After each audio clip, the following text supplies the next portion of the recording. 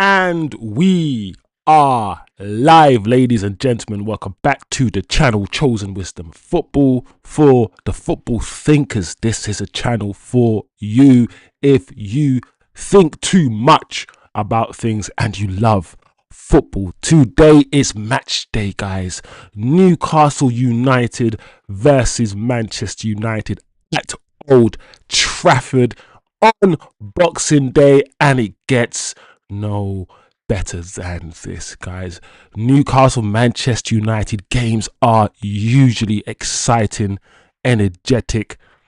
There's usually a lot of things that happen in these games historically, and Boxing Day, we don't know what Man United we're gonna get on any given day, let alone today. And we know we don't have the Amads, we don't have the Mbumos, we don't have the African players, and we don't have Kobbie Mainoo or Bruno today, but we're going to get into it. There is news we're going to run through. We are just 24 minutes away from kickoff, ladies and gentlemen, and I hope everyone's had an amazing Christmas. I hope everyone is feeling fat as I am.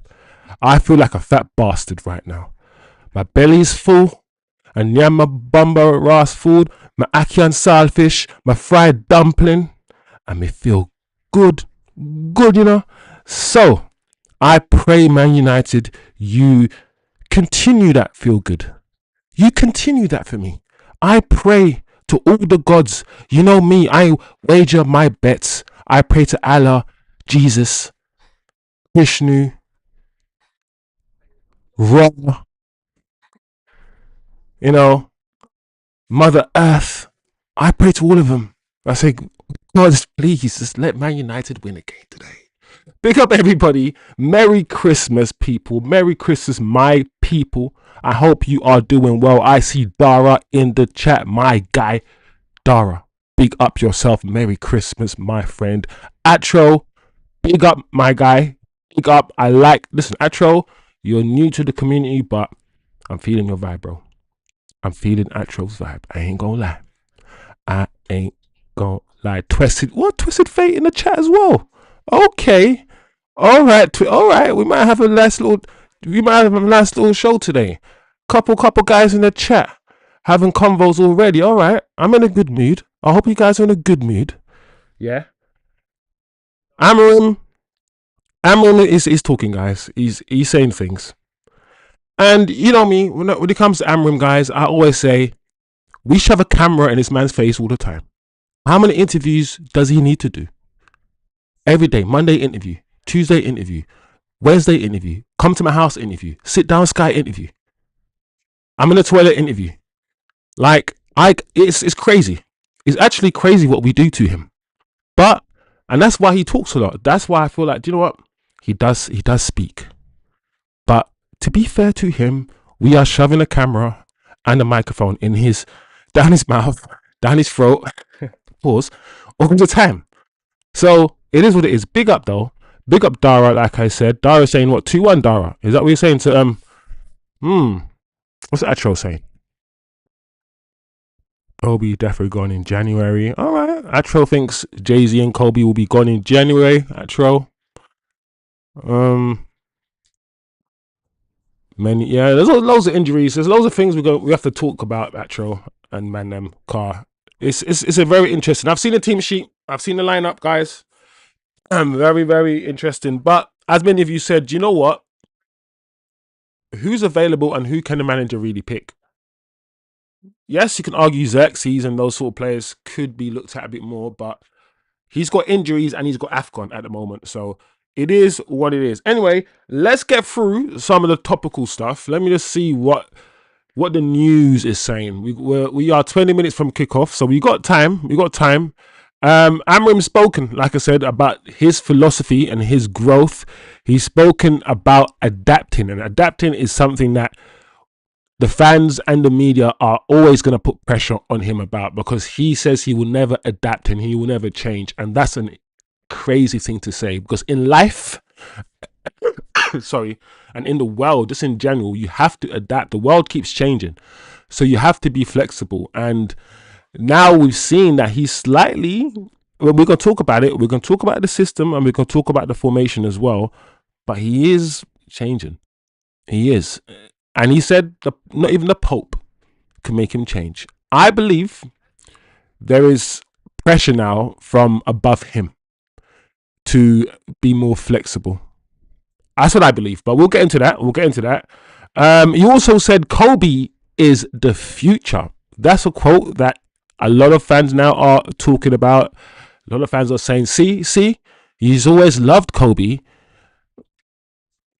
I will leave it up to you guys to decide, but he quoted it part of the interview, and this interview was I think the pre-match interview, but the embargoed section. So he spoke on Kobbie being the future, and he spoke on the role of wingbacks, and it's something that I've said as well, guys. I've spoken to you guys about the wingbacks and our system, and how our system is so rigid, and I also said we're never going to successfully recruit for this system because the players that we need don't really exist in football. There aren't too many world-class wingbacks, and I've said many times to you guys that Ahmad, there's no better wingback in the world football than Ahmad. There's only about 3 or 4 teams that play this system, in like top teams in world football that play this anyway. So where are you going to get wingbacks from? We spoke about Mendy, we spoke about other wingbacks, and I said, listen, Ahmad, at the end of the day, we're lucky to have him playing wingback because he's technically a winger, a really good winger, in my opinion, one of the best around, and he's playing wingback. We're not going to get any better than that. That is the best that we're going to get. In fact, we are lucky to have that. Usually, wingbacks are more in the mode of probably closer to Dorgu than Ahmad in terms of technicality. I consider wingbacks to be more failed wingers than. That's how I consider wingbacks to be. Guys who are not good enough to be great wingers, but can do a shift. Antonio Valencia comes to mind, I think, where I don't think he was a world-class winger, but he was good. He will give you a good solid 6 or 7 out of 10 in most games, but he's not a world-class winger. But at wingback, if Antonio Valencia right now was playing wingback, he would be perfect for that role, in my opinion. But let's see what Ruben Amorim is saying here. He is quoting, "I stick to my philosophy, but I'm always learning. I'm not the same coach I was last season. I'd honestly change a lot if I could go back. I learned more last year than in the previous 5 combined." Wow. With the squad I had, I don't think I always made the best decisions. That's important. And watching those games back helped me understand that I'd probably do around 75% of things differently. Even though the core idea would remain the same, I believe I'm a better manager now. I think this tells so much, guys. I don't think you understand how insightful this is, what this man is saying to people who are Amorim in, Amorim out, or whatever. The fact that he said, he would do 75% of things differently is telling you that he himself knows that he made so many errors and so many mistakes. So he's not even defending himself, but yet there are some people who are properly defending him. He's like, listen, I would have done 75% of things differently.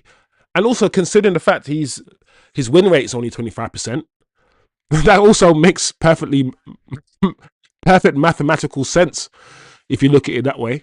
But it's also good that he's able to look back and say these things out loud and admit that to himself. I think it takes a certain character to come out and say that about himself. So I'm not even saying all of this in a negative way.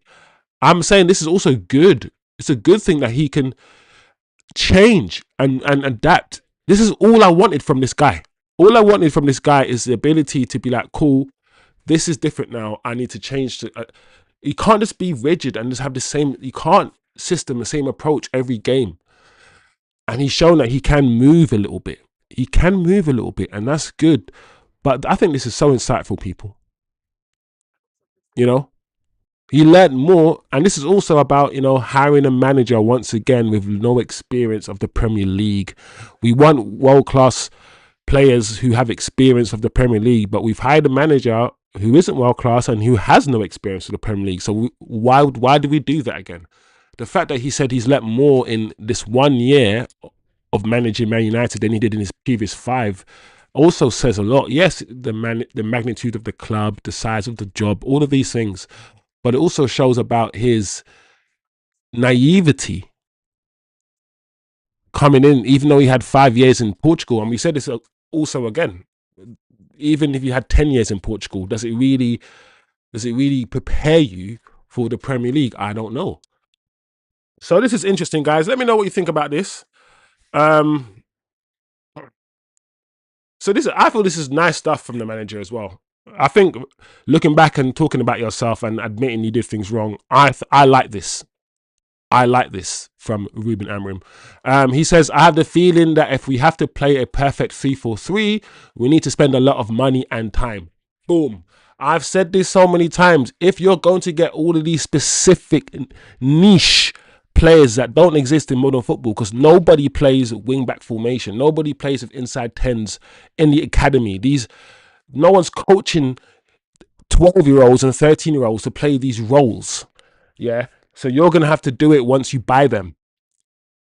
So he's now saying out loud what I've said. It's going to take a lot of time and money to get all of these specific players that don't, it's going to be hard to find, and they don't really exist, in my opinion. That double pivot that you want, those 2 midfielders that you want to run around all day long, like 2 Kantes, maybe 2 Kantes. I don't know. But he's also admitting that because of that, and I think a lot of teams know this, Man City, a lot of teams know it's hard to recruit for these very niche, quirky form systems. A lot of teams know that. So I think the manager is starting to pave the way for, I hope, flexibility in his approach to the football matches. I think that's what he's doing. I hope he is doing this. And we'll talk about it as well in a bit. But that's him on adapting. He also came out and said this about Kobbie. We have 12 minutes to kick off, guys. So we're 12 minutes away from kickoff. Kobbie Mainoo will have the opportunity that he has all the time. He played in a different position, and we talked about the position of Casemiro. He can do that position. So, full stop. That's what he said. I just find it interesting that he said he's now going back on Kobbie, fully backtracking on Kobbie, fully backtracking on him. He's now saying Kobbie can do Casemiro's job now. So he's now saying he's gone from he can only do Bruno's position to now he can do Casemiro's position, which is cool. I'm glad he's backtracking. He can play. If you play with 3, once again, he's introducing the idea of 3-man midfield. So like I said, this interview was him maybe laying the ground for a change, adapting. He needs to adapt, guys. He can't just do the one rigid system.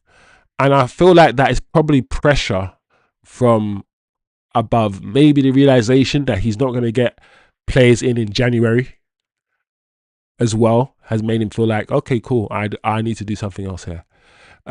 So he goes on to say he can play, if you play with 3, he can play like we played in the last game. The position of Mason Mount in this game, he can play there. So he's now saying Kobbie Mainoo can play multiple positions now, which is not what he was saying before. But I like at this backtrack. Something's happened, and he's now saying something. His tune is changed, and this is a good thing. I feel like, what's the point in having a brain if you don't change it? What's the point in having a mind if you can't change it? I don't like stubbornness for the sake of stubbornness. So he goes on to say, so in the future, he's going to be the future of Manchester United. That is my feeling. So you just need to wait for each chance, and everything can change in football in 2 days. So this is good. Good prop. This is good. This is more of what I want from the manager with regards to Kobbie. No negativity, no throwing other youngsters under the bus.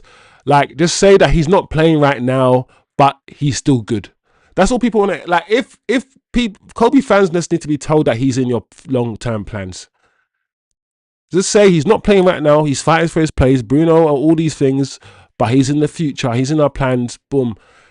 He could have said that at the beginning, but it's a fact that I don't think he managed it well. And I feel like now, you can argue why he's doing it. You can look into it deeply and be like, why is he coming out saying it now? Is he being forced to? Is he being told to? Does he really believe Kobbie's the future? Is he doing it to now? Is he now starting to manage the media a bit more? Because I feel like this is what he should have done 2 months ago with the Kobbie situation. Personally, that's what I believe, guys. Let me know. Let me know. I know the chat is chatting. Niche fan, I see Niche fan in the building. Niche fan in the building. Children. Our only world-class player is Ahmad. He's unbelievably good. Big up TK. I see TK as well. 2-1 Newcastle. I'm hearing Shaw went an extra on the gravy in the last few days. Big up TK.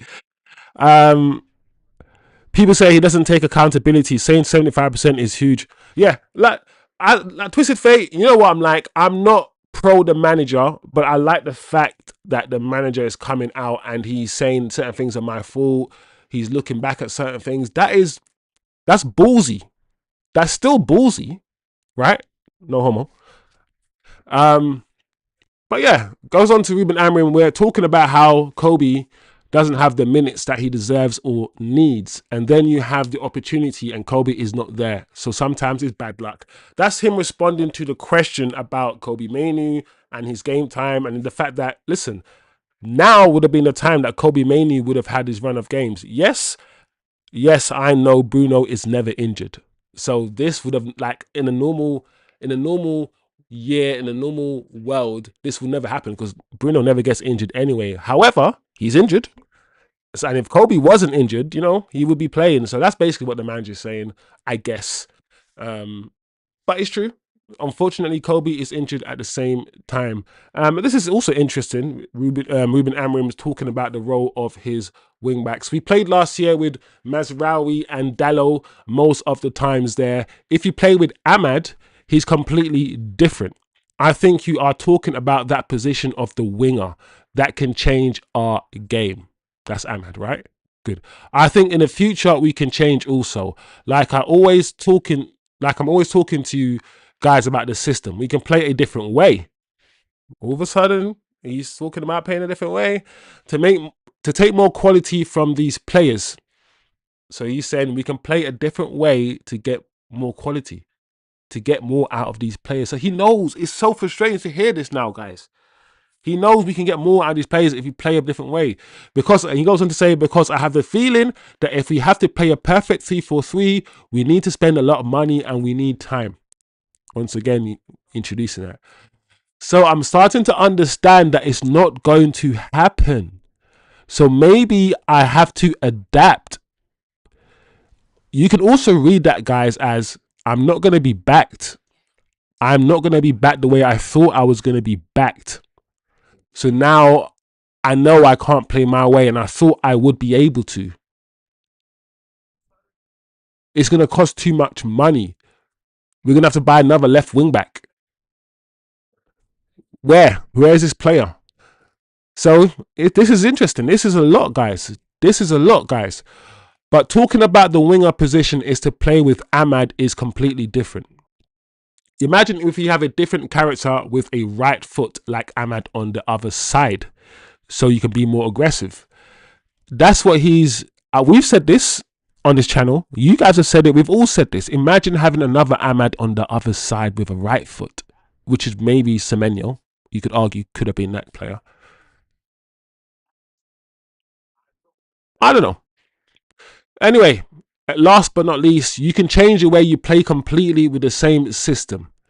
Last year, we played with INEOS and Malacia sometimes, so it's a completely different system if you play with Ahmad and other wingers doing the opposite on the opposite side. That was my meaning.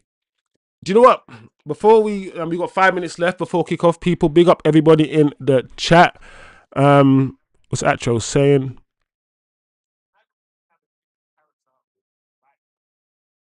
Listen, I'm not gonna lie, guys. We ain't got a lot, long left until kickoff. But that interview and those quotes, we ain't had time, and I ain't had time to proper sink for those quotes to sink in for me to dissect it and chop it up properly and think about it. But He said a lot there, people. Man actually said a lot. Let's not brush over that. Man said a lot there that we can look into, and all these things. We ain't got time, but maybe during the match, I don't know. But man said a lot, bro. Man said a lot. What we saying? We got 5 minutes left. Let's quickly see. Let's quickly look at some formation stuff, if we can. Let's quickly. This is what obviously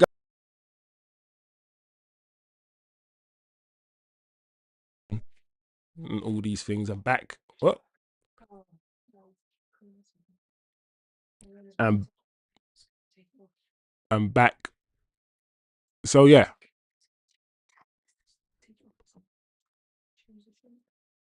So let me quickly, as you know, this is our typical formation. And do you know one thing the manager said? There we go.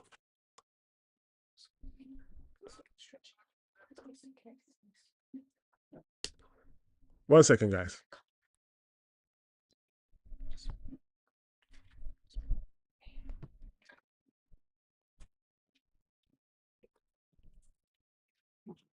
We've got 2 minutes left. For me, what was I gonna say? What was I gonna say? So for me, this is like our unusual system, and obviously system and formation are two different things. What we saw last game was us start like this. In some instances, let me get the actual screen.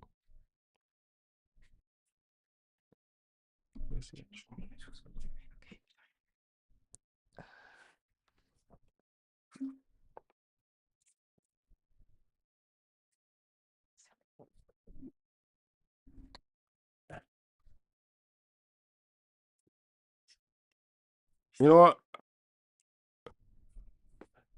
This is not working. IT failure. So maybe, guys, I was going to talk about the system, but for some reason, I don't know why, guys, the technology is starting to fail me. So, 1 second.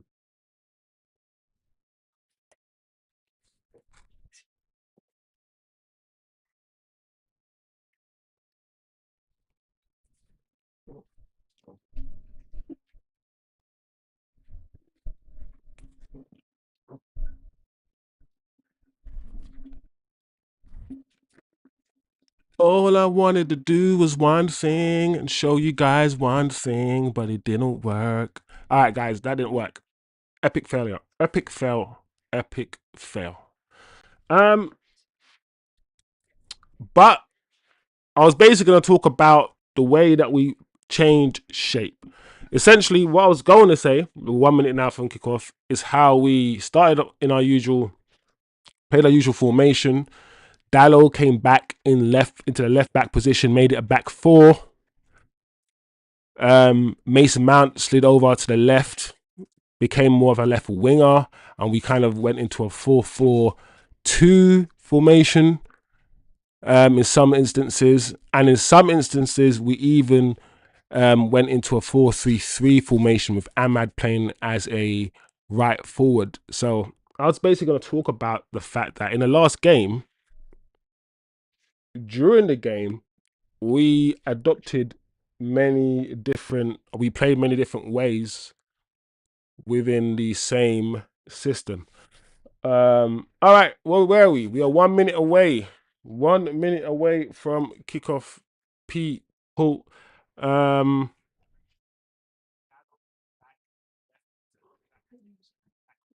Let's put it on, guys. Let's get this ready. So essentially, the point I'm making, because I tried to prove a point, I tried to do that tactical board. It didn't work. But the point I'm trying to make is the fact that the manager, in the last game, I saw us play multiple different ways. And I think that's a good thing. I was happy when I saw that. Very happy when I saw that.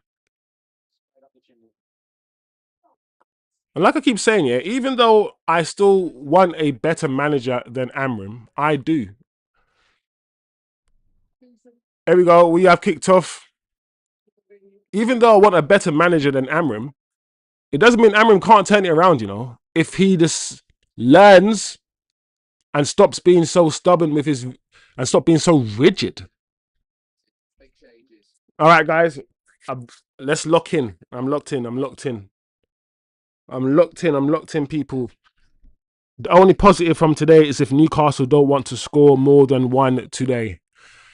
I'm not gonna lie, guys. I was predicting Newcastle 2-1 win. That's what I'm predicting, people.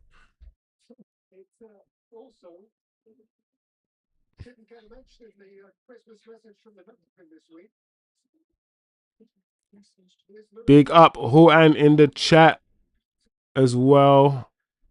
Niche fan.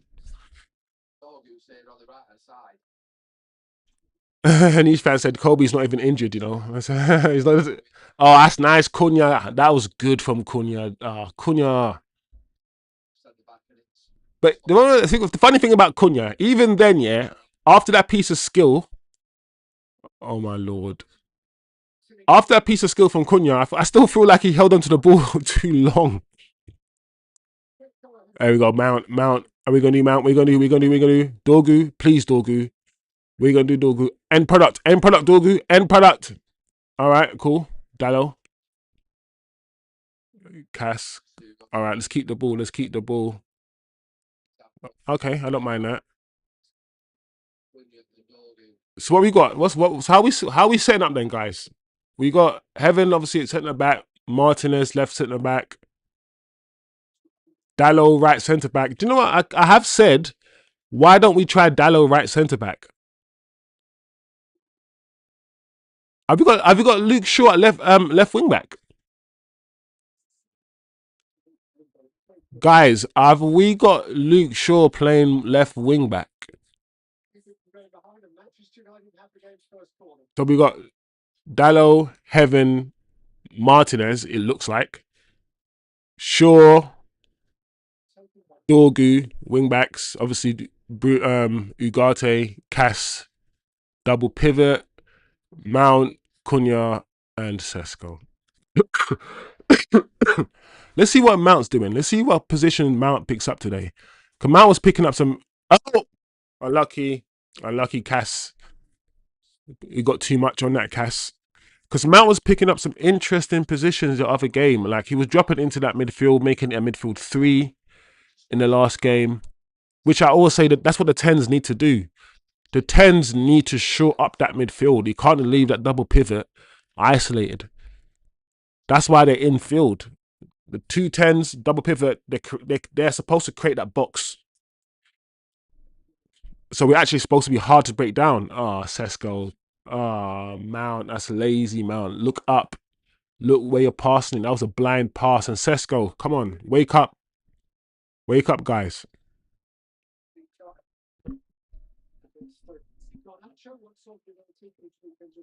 So respectfully chosen, I will believe it when I consistently see it.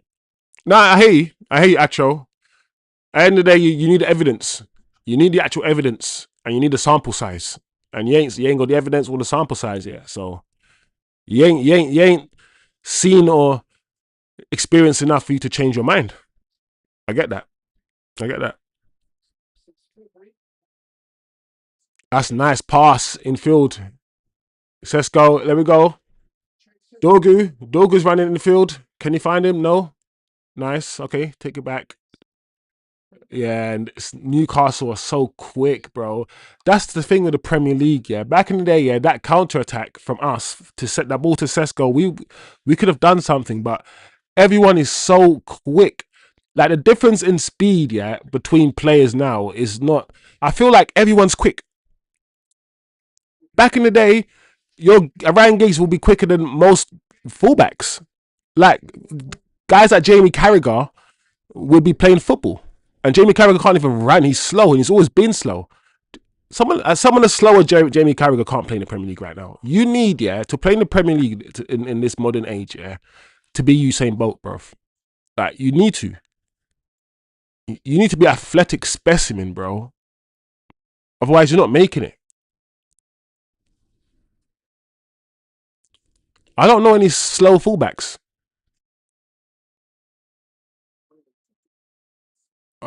It's nice from Newcastle. Okay, Martinez, Martinez, keep it. No, nice, nice. All right, 5 minutes gone. We're the home team. You know, we've had probably most of the ball. I don't know if we can see anything to point at that tells us anything about the game ahead. I don't know. That's nice. See that Martinez is so composed. That's never what I'm worried about when it comes to Martinez, though. On the ball, I'm not worried about him. I'm worried about him off the ball. Oh, Dorgu. All right, cool. Composure. Back to heaven. Dallo, show for it. Somebody show for it. That's nice, heaven. Oh, come on, guys. Heaven, take your time. Okay, heaven. Okay. I like that. You did what you could do.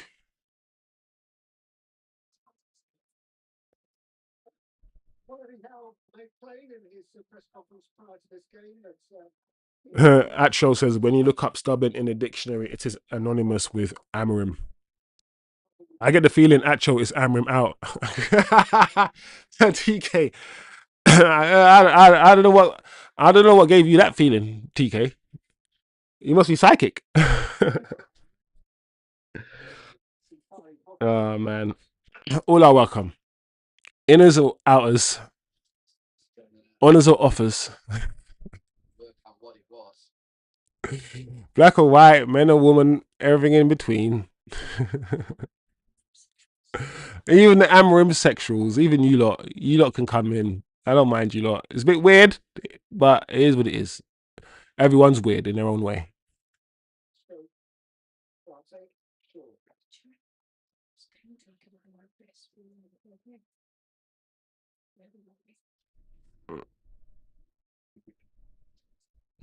That's why I think Kante was the best Prem player ever. He had everything. Speed is the most important. Oh, controversial take, niche fan. But I understand why you say that. I hear your logic about the athleticism of the Premier League and what is needed in football. I hear it.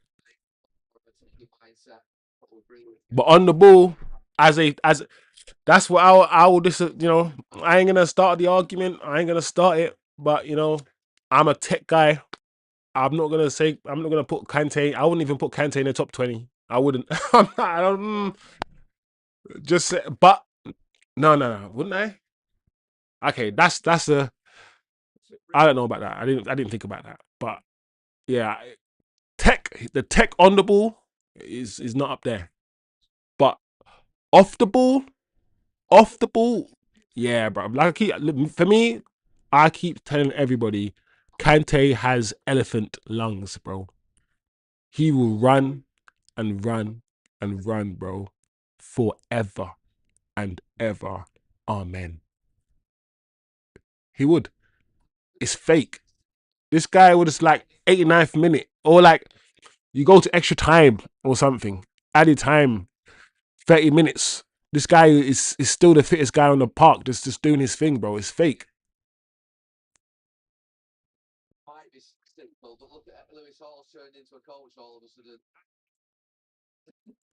Kante was fake, bro.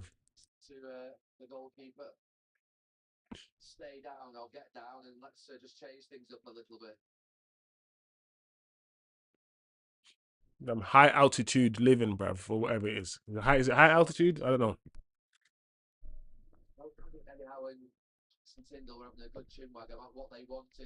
Man's lungs must be huge. All right. That was a long flipping. And obviously the player needed flipping treatment or whatever, but that was long, man. Oh, oh, here we go. Cunha, Cunha. Let's go. Ah, finish. Oh, Suge Knight. Suge Knight and Death Row. There we go. Nice. Look at Gordon. Gordon looks, look how he plays. Gordon looks so kamikaze, but he's so direct, bro. Gordon, flipping heck. Yes, yes, Mount. Well done. Well done, Mason. Dogu. Finish. Oh, Cisco, you flipping Cisco. Flipping man's playing like he's wearing a thong. Man like Cisco playing like he's wearing a thong. He turned the wrong way. Uh, Cisco. All right, listen. It's better, guys. It's better. It's better. That's a good crossing from Dorgu. That's more like it, Dorgu. I wonder if Sesko could have laid it off. I wonder if he could have laid it off, people. Could he laid it off? Oh, no. All right, get back, Dorgu. Get back. Well, corner, but well done. You did your thing. All right, focus. Corner time. You know, set piece. This is the set piece league. Loads of goals are scored via set pieces. So let's lock in, guys, man. Martinez, don't be marking nobody, bro. I want Martinez on the post. I don't want to see Martinez be marking nobody, bruv. I don't want to see that kind of foolishness because that's just foolish. Let's put him on a post. Hmm?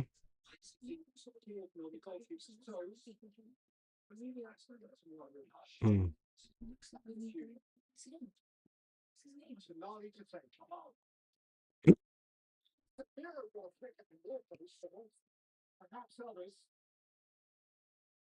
Woo! Wow, people. I thought that was in. I was like, no, you motherfuckers. Oh, wow. What a ball. What a ball. Lies. What a ball, by the way, to Murphy. Who was it? Was it Bruno? The real Bruno. The G. Bruno G. Bruno Gold. Bruno Guimaraes. Guimaraes. Fernandes. Bruno Fernandes. Oh, what a save, goalkeeper. Well done, goalkeeper. Well done, mate. Well done, mate. You know what I mean? Well done, geese. Well done, geese. All right, let's look in now. Another corner. Let's look in. Let's look in. Who's coming out there? Who's going out there to meet him? Nice. Give us the head injury. Head injury. Thank you. We'll take that. Stop. Thank you. Dorgu. That's why you've got hair, bro. You've got that cushion. Look at that cushion. Look at all that cushion, bro. I've got the same cushion. When I was playing football, was it 2 weeks ago? Our home game. Clash of heads. But I was wearing a woolly hat. So I was good. But I still went down like, oh my God. I was fine. I milked that flipping free kick. I didn't care. I milked it. I was like, oh, it's my head. Oh no. Oh, my head. There was nothing wrong with my head. I was wearing a woolly hat and my hair was, you know, covering my head. I was cool. The other guy,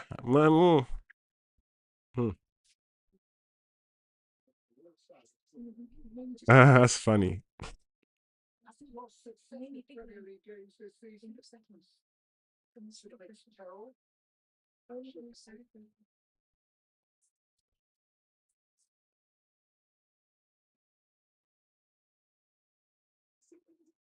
No, but Kante is like a cheat code though, guys. Kante is one of them players here. I reckon I'll take Kante, bro.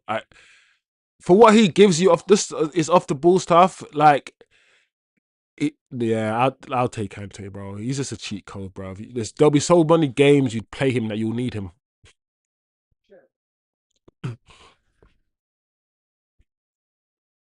Oh,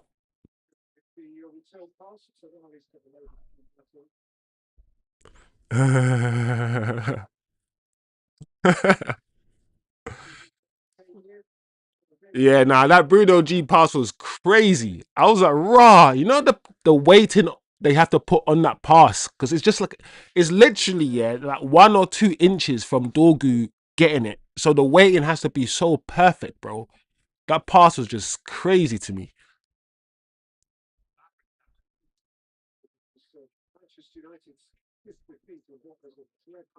I will take that, Luke. All right, Luke, sure, take your time. Give it. All right, cool. No, this is all right. 15 minutes. I was expecting worse. I was expecting Newcastle to be doing more than what they're doing on the ball, and it's not happening. And it's similar to the match before, without all our star, well, not all our star players, but without the African players and the injuries that we have. I was expecting us to perform. Obviously, we still lost, but I was expecting us to perform worse than how we performed in the previous game. So, I mean, the game just started. It's only 15 minutes, but so far it's not terrible. It's not terrible. I mean, that's the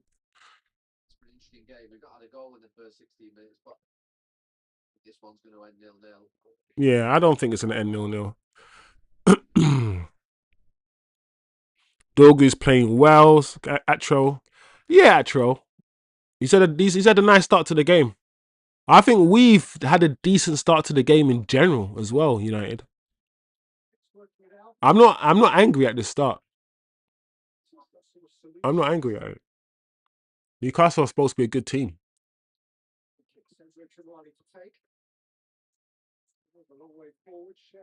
but we need to lock in though. Oh my lord! How will we let man 10? Flipping neck. Just let him turn so easily in the box and almost get a shot off. All right, Newcastle. Just as I said, we've been all right. Newcastle have starting to settle down. They're starting to look. They're starting to play some football.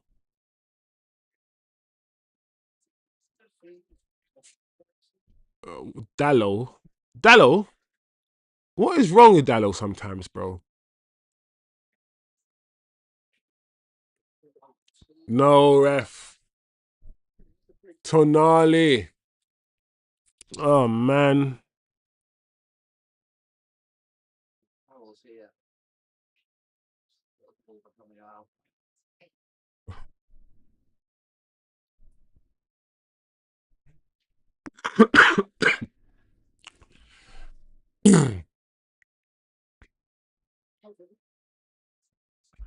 Yeah, we do start games well.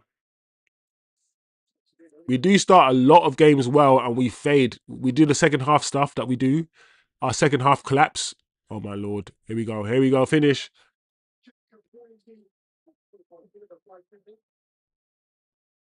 All right, now I'm starting to get worried because Newcastle are getting closer. They're finding their combinations now. They're starting to find their combinations.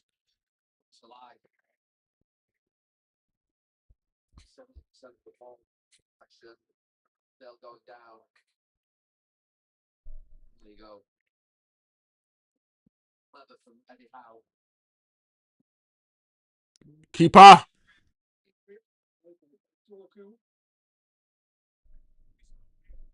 Okay, we'll take that. Yeah, man. All right, now I'm starting to be concerned because I feel like the game, if we don't do something now, we don't put a foot on the game now, it might start going away. Like we need to be careful. Well done, Cunha.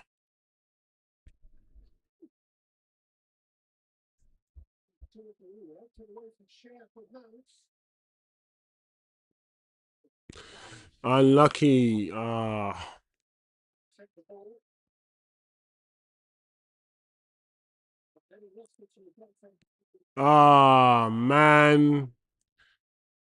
I mean, was there foul in that from Ugarte? Maybe a little.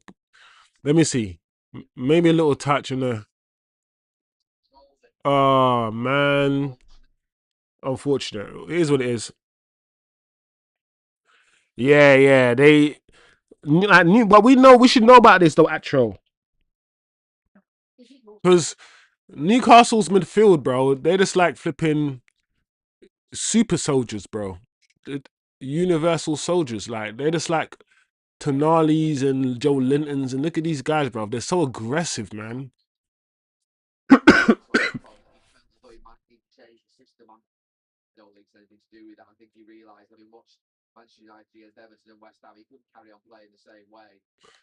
Look at Bruno again. Look at that pass from Bruno to Gordon. That's the thing about Gordon. He can just kick the ball and just run. I would get, but we don't play the wingers. But I would get Gordon, bro. I would get. Oh my lord. Well done, Casemiro.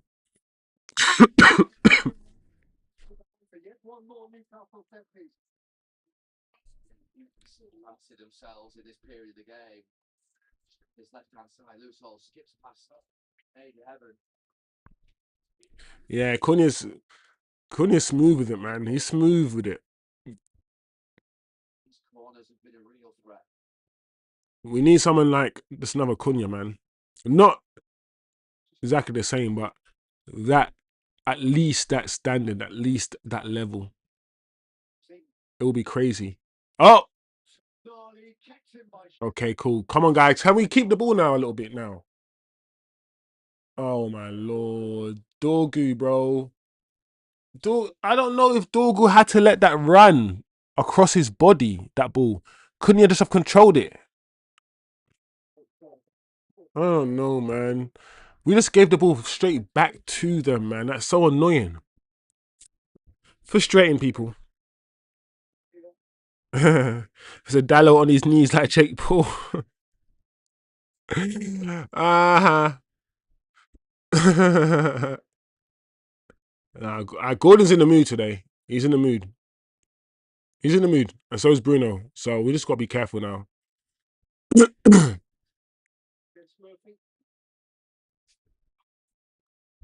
You can tell certain guys are starting to get in the mood now. But we're just allowing them to start. We're allowing them to get this confidence. Now they're starting to feel themselves. This is not looking good, bruv. I ain't gonna lie. I don't like how this feels right now. I don't like the trajectory of this match. I feel like we're starting to approach a place, guys, where it's inevitable. Like we're gonna concede soon. This is how he's just feeling.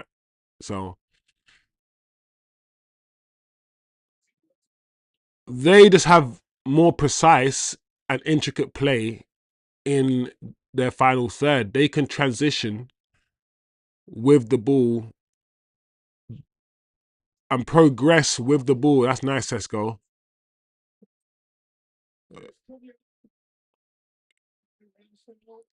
Yeah, that's nice from Cunha. Very nice from Cunha. And Sesko, actually. That was really good from Sesko. I like that. That's nice from Sesko. See, that's what Sesko's got.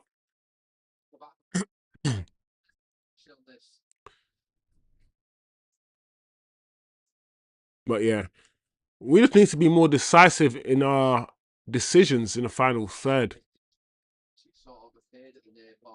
The cohesion is not there for us like it is for Newcastle. Finish. Oh! Mm, mm, mm, mm, mm, mm.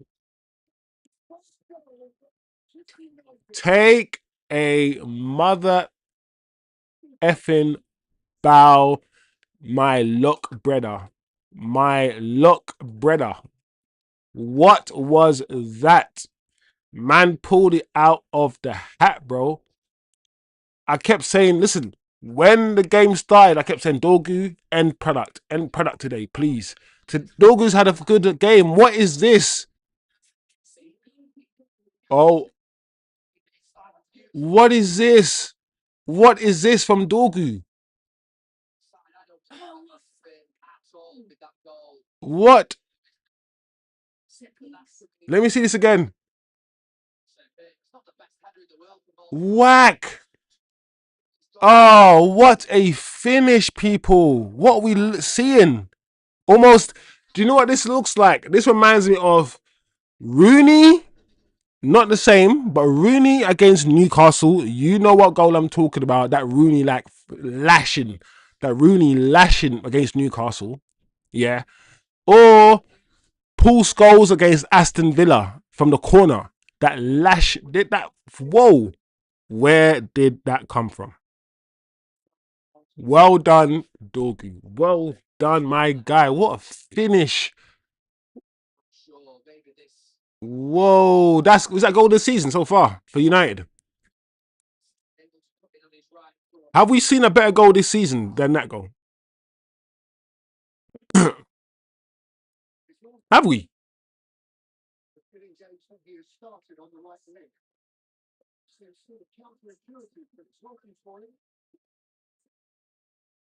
I don't think we have, you know.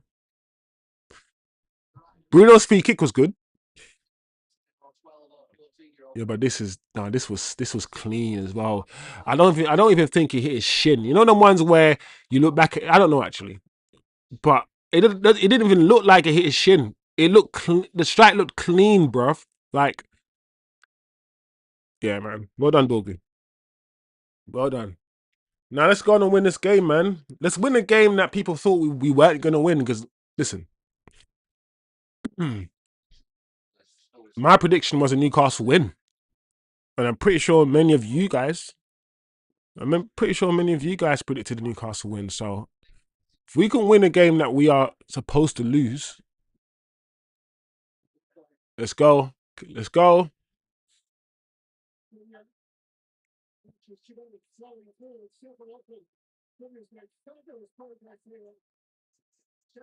Here we go.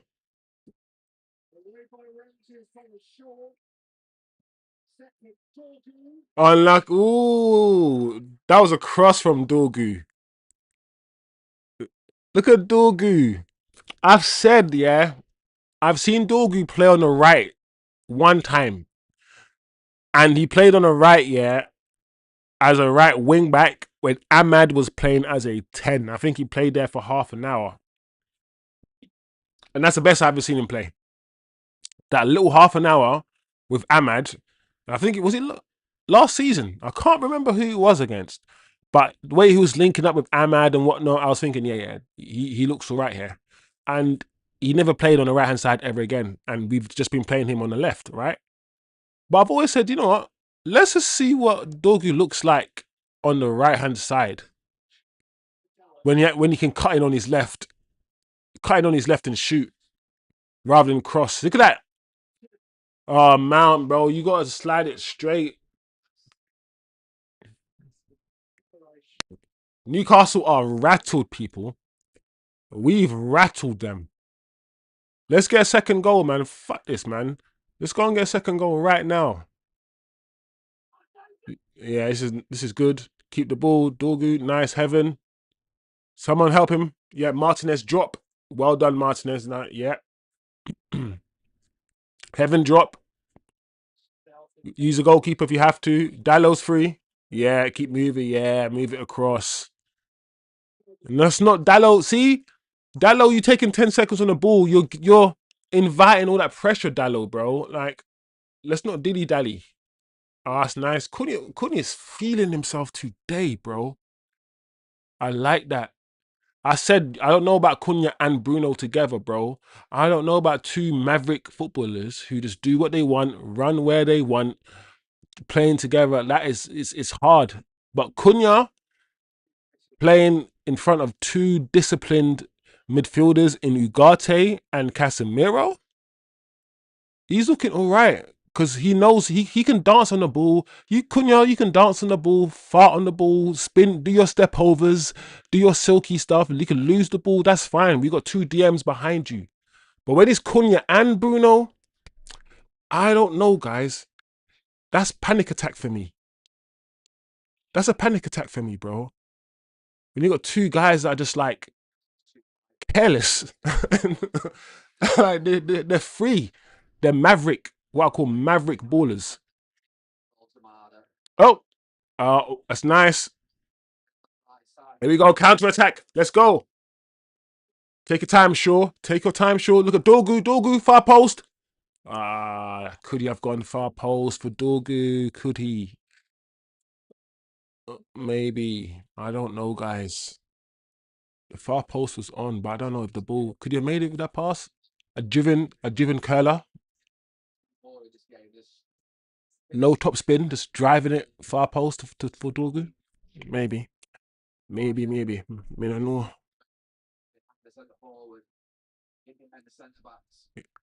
Yeah. I'm like, I haven't, listen, Heaven, I'm not getting excited, and I keep telling us not getting excited because he's still young and he's going to make more mistakes, but he hasn't been a disaster. What are you doing, that? Dorgu, bro, chill out, man. You playing like he got a spasm, bro. Relax. But Heaven is playing as the main centre back at the age of what, 19 for Manchester United in the Premier League, guys. Sometimes you just got to be like, if man is comfortable doing this at 19, in when he's 22, 23, what's he gonna be like? What's he gonna be like? How much smoother is he gonna be? Sometimes it's Cunha, unlucky. Good, this guy. Go on, Kunz. All right, corner. We'll take the corner.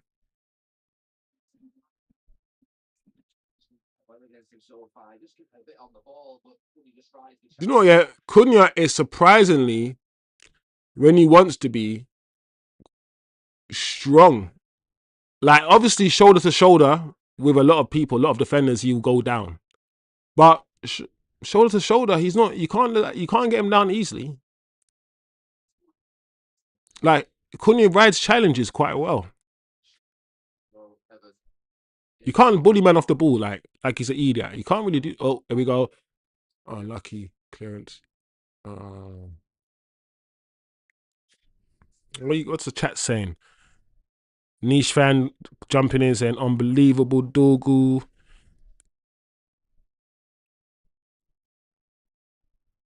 Uh Acho says he wouldn't say it's not the goal of the season. Joshua Xerxes against Palace. Oh, I mean, he hasn't. I'm acting like he scored loads. Like, man has to think which Xerxes goal. Man's like, which Xerxes goal? The only one he scored. Oh, the twist and turn, the volley from the free kick. You think that was better than this goal? Nah, but that Xerxes goal was difficult though, and it was from a tight angle. No, I understand why you might say that still. Oh, Cunha. Oh, this guy, bro.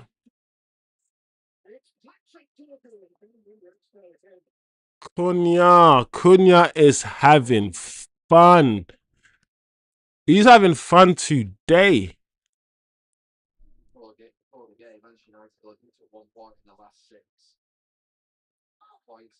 Let's see if we can get a second. I will be more comfortable regarding halftime because we know what Man United are like after halftime in the second half. Dogu, you got to make a run, bro. Dogu just standing still. Oh, Mount. That pass, Mount is trying it. Mount tried it. He thought he was slick with that pass, Mount, through the legs. Oops, whoopsie. Mason tried it there. He really did. I like that, Mason. I like that.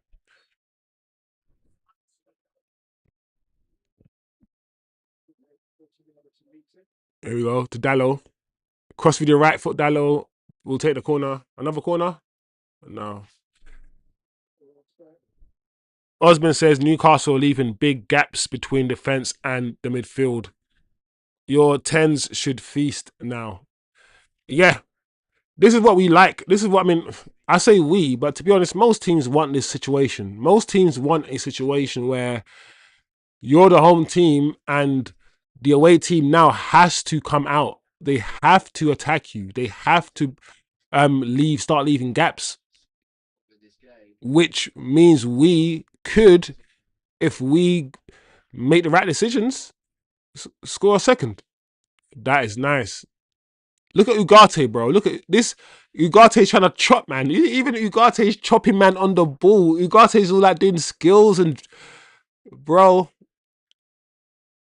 this game's got a certain man that's feeling comfortable, bro. You got Mason Mount doing like nutmegs and shit. Look at this. Ah, Cunha, bro. All right, certain guys are starting to feel themselves, and that's what we want. When players are confident, we know, guys. When a footballer, when any human being in life is confident, they perform better. And look at the players now, little flicks and little 1-2s. I always say, listen, if we know how to keep the ball on the edge of the opposition box, just finesse the opposition, then we'll be a much better team. Defend, nice clearance by Martinez.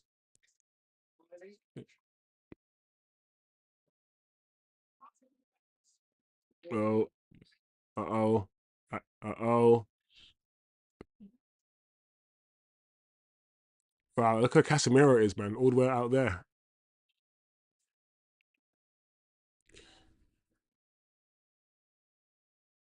Yeah, that's nice. Yep. Force Newcastle backwards. There you go. Yep.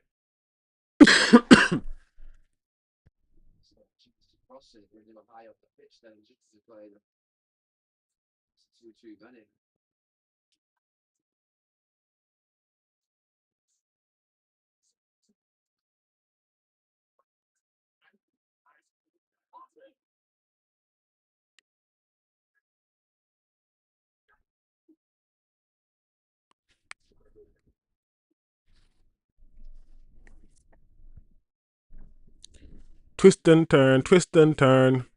Newcastle can't get into higher gear when they aren't allowed to get away with violence like they do at St. James's Park.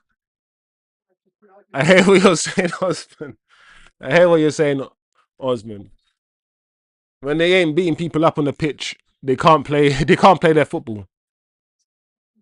What's happening here?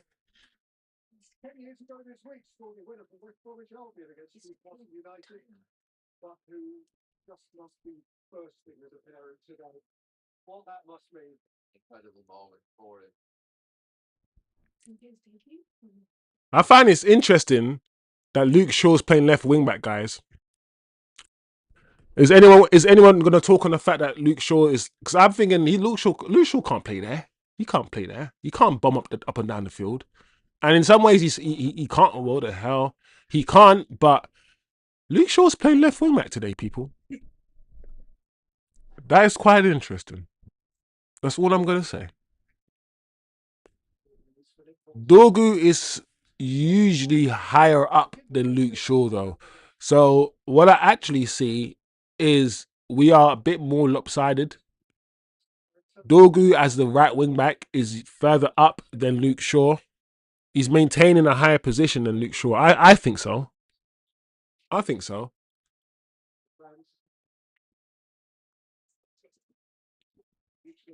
I think it just works. I've always said, yeah, Dallo at right centre back works, yeah, because Dallo is a right back.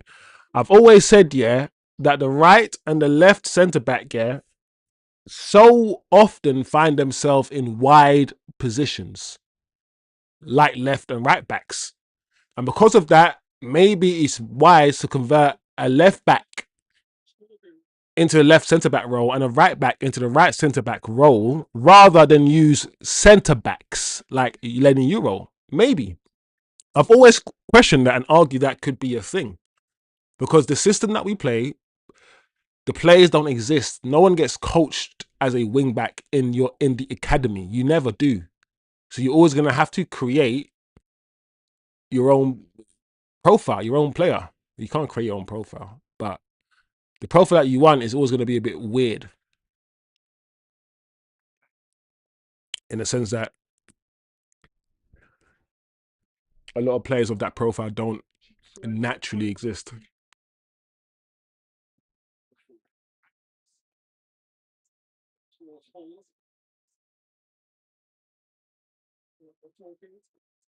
Be careful. Don't bring him down. No penalties, please, guys. Nice. Nice. Ugarte is feeding himself as well, but that pass was lazy, Ugarte. But well done. Listen, listen. Ugarte and Casemiro. Oh my lord! Just when I was saying that, Casemiro just loses the ball.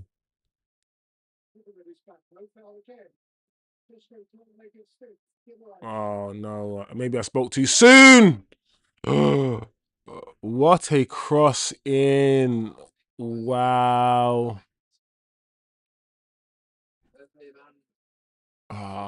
I was just complimenting these guys. Casemiro was just doing a bit too much there, Cass.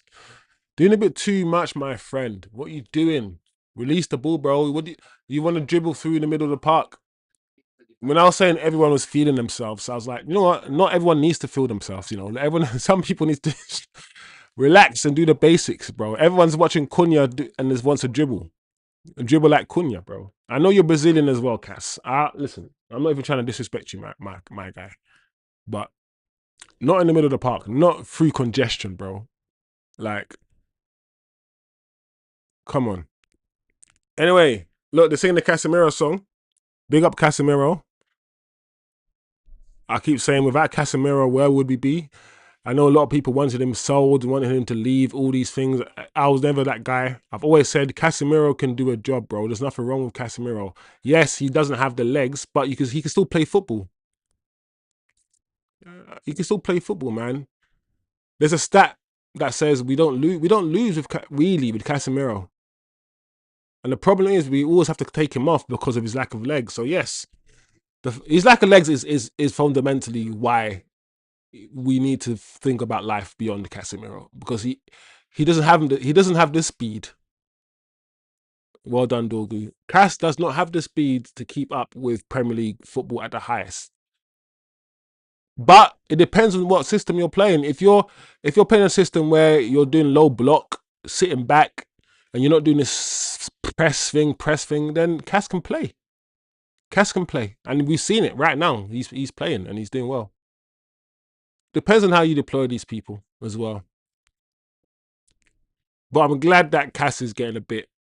I mean, he shouldn't have to earn it because he's still one of the DMs, one of the best DMs of the past. Let's say one of the best DMs of the past decade. 5 times Champions League winner and all that, you know. But I get the limit. I get his limitations. I do understand his athletic limitations. That means we really need to. We really need a new midfielder.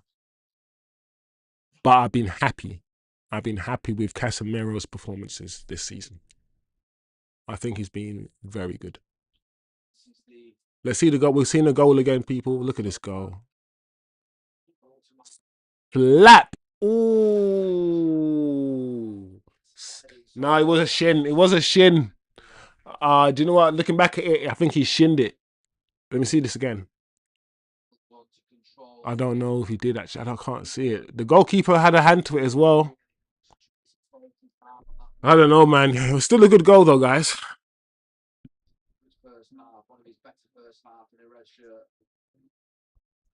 Niche fan says, I completely agree with you. The back three should only have one centre back. Yeah, I mean, it's just one of my things I've thought. I said, the way that they split and what he wants from the right and the left centre back, I've just said, why don't we try? Because look, we play Luke Shaw, who is a left back, as a left centre back. So why don't we play Dallo, who is a right back, at right centre back? I'm just maintaining the same logic. Luke Shaw, left back, plays left centre back, and he's doing it well. Dallo, who plays right back, should also be able to play right centre back, and I feel like he's doing it okay today. You know, that way when they split, when the right centre back is pulled wide and the left centre back is pulled wide, they feel comfortable. You know, it's not a foreign place to them. They know how to jockey their man. They know how to show their man onto their wrong foot, show the man onto the inside from the wide. Oh my lord! Wow, heaven! Flipping heck. We are lucky there. We are lucky there because was it Gordon? Gordon was free. Heaven got almost got turned there. Gordon was free.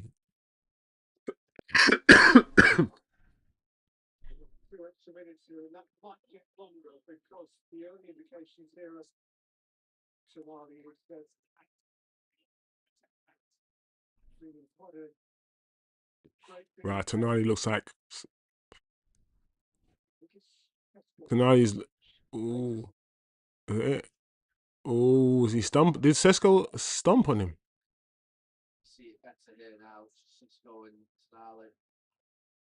Mm,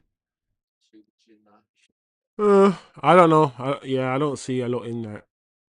Was it a little stamp maybe? I don't know, guys. But 1-0 to Man United. Listen, all I'm saying is this: I can't complain that we're winning the game 1-0 when I predicted that we'd be losing or we'd lose the game 2-1. I mean, we can still lose the game 2-1, right? What's going to happen is at halftime, the whistle will be blown in about 1 minute. We're going to go through the tunnel. And then in about 15 minutes' time, we're going to exit the tunnel, get back on the pitch. The whistle's going to blow. And in about 15 minutes into the second half, Newcastle will score 2 goals. And then we won't score a goal again. And then we will lose 2-1. So I can still be right. We can still go on and lose this game 2-1. And by what I've seen from this football club, from this team this season, that seems the most likely result. However, I got hope. I got hope that we will do something different. I have hope that we will actually win a second half of football. I hope that that will happen. The last time I was this optimistic was the last game. And we were playing well, and I was saying, let's go and score the second. Let's go and beat this team. It was Aston Villa. Let's go and beat Villa 2 or 3-0 because we've had the chances. And then we came out in the second half and the rest was history. So we all know what happened, and the previous games and the previous games. We've all lost, we've drawn or lost the second half of games. So I just pray, one, that we actually finish this first half 1-0 up. Let's not speak too soon. let's finish the first half first, yeah? Let's just wait. Let's just wait. Blow your whistle, referee, please, so I can finish my rant. No, no one's gonna score. Please, just clear the ball. Oh, you clowns, don't do this. Referee, blow your whistle.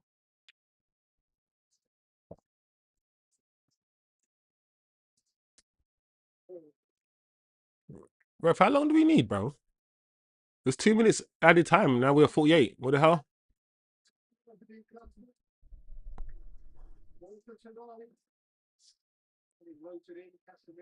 So now he's gonna blow it when we clear it, right? No? No? There you go. Now it's half time. All right. So that's all we can do, guys. All we can do is hope that we are not ourselves. That we don't do what we actually usually do. We can only hope that we don't act like ourselves and come out in the second half and do what we usually do, which is implode. Because 90% of the time, that's what we have done this season. And that's all I have. That's all I have. That's all we have right now. Because like I said, I didn't predict us to be winning. We have played decently. I feel like we started it well. We started the first half well. Had a few good moments. Newcastle got back into the game. They started moving the ball around. But on the counter-attack, they looked just as dangerous as we looked. But we were just lucky to score that goal. That goal came out of nowhere. It was a wonder goal. I think, can I call it a wonder goal, guys? Would you call it a wonder goal? I feel like that was a wonder goal. It came out of nowhere. But it does look like we can score again. It does look like we can score a second. And I feel like if we do score a second before they score, I feel like we can win this game, but we've been here before. This is we were here last week. We were here last game, and we were here in plenty other games. The Fulham game, the Forest game, the Tottenham game when we were winning 1-0 and we were playing decently. We've been here before, guys. So all I can do is hope something different happens. That we, the first 5 minutes, rather than giving them the ball and allowing them to dominate us in the first 5 minutes of the second half, I hope that we start the second half as aggressively as they do. We match them. We try to win second balls, all of the basic things. I hope it isn't, oh, let's start the second half all chilled like we just had some rum and coke at half time, you know, and some Cali and smoke, and everyone coming out with their red eyes. No, let's not do that. Let's lock in at the start of the second half and see if we can actually win a game that we were. A lot of United fans, not all United fans, some people love Amorim, some people think we're going to win every game. You know, some people are growing their hair into massive afros and all these things. But a lot of United fans, I reckon, went into this game thinking, nah, we ain't winning this game. And we're winning at half time. Newcastle are still in it. Let's not get too excited. Like I said, we've been there before. Let me see what the chat is saying. I don't care now how we win. I just need 3 points on the board. We should be in the top 4 this whole season, and we are robbed every time. Merry Christmas to all. Big up, Shivam. Merry Christmas to you, my friend.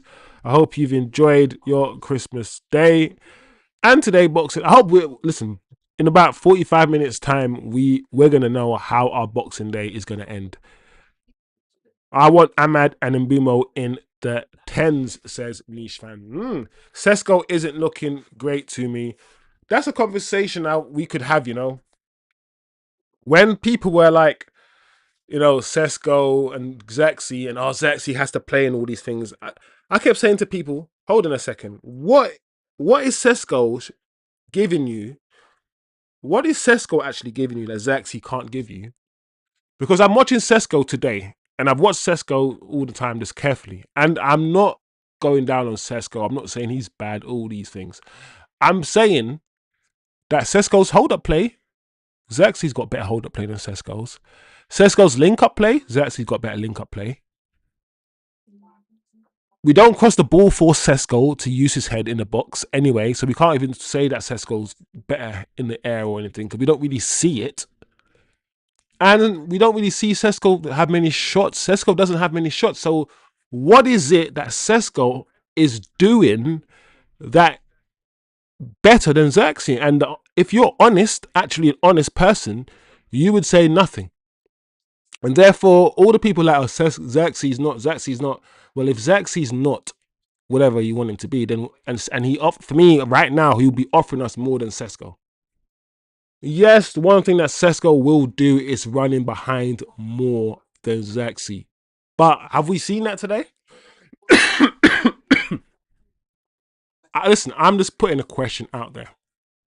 I like both players, and I'm not one of those silly guys that thinks we only need one striker in a whole squad. I grew up with Cole, York, Sheringham, and Solskjaer. I grew up with 4 strikers, and then I was also alive and present and loved every minute of the Tevez, Rooney, Ronaldo, Berbatov. So miss me with the only you can have one. We need 2 or 3. We need to keep Xerxes and buy another one, in my opinion, rather than sell everyone and sell everyone.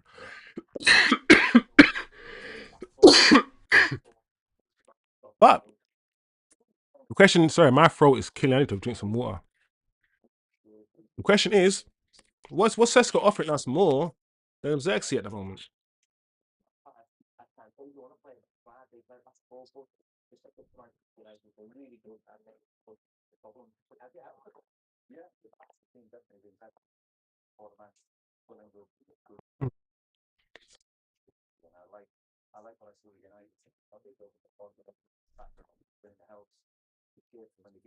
Like I said, I'm not saying Sesko is not good. I'm talking about what he's doing. What is he actually doing for us right now? Look, all these touches in this game. I'm comparing the attributes that you've seen him display. That's all. I'm just posing a question. I'm not even saying I have the answer. I'm just posing a question for the chat to have a conversation about, really, guys. That's all. Yeah, Sesko. That is definitely Sesko is quicker than Xerxes, and in this Premier League, pace is is good. In this Premier League, where everyone's the same, everyone is as athletic as each other. If you have that ultra pace or any bit of pace, it is very, very, very well. Um, Thank you for saying it for me. This squad that we have is more than capable without Bruno. Hence why, if he's moved on, he will be fine. Yeah, I think Atro stumbled on a good point. Is this now? Can we look at this and look at the way that we are playing without Bruno Fernandes? How are we going to analyze the next 3 or 4 games without Bruno? Let's say we win 75% of those games without Bruno. What are we going to extrapolate from that information? What conclusions are we going to arrive? Are we going to? It's going to be interesting because it does look like we are preparing for life without Bruno.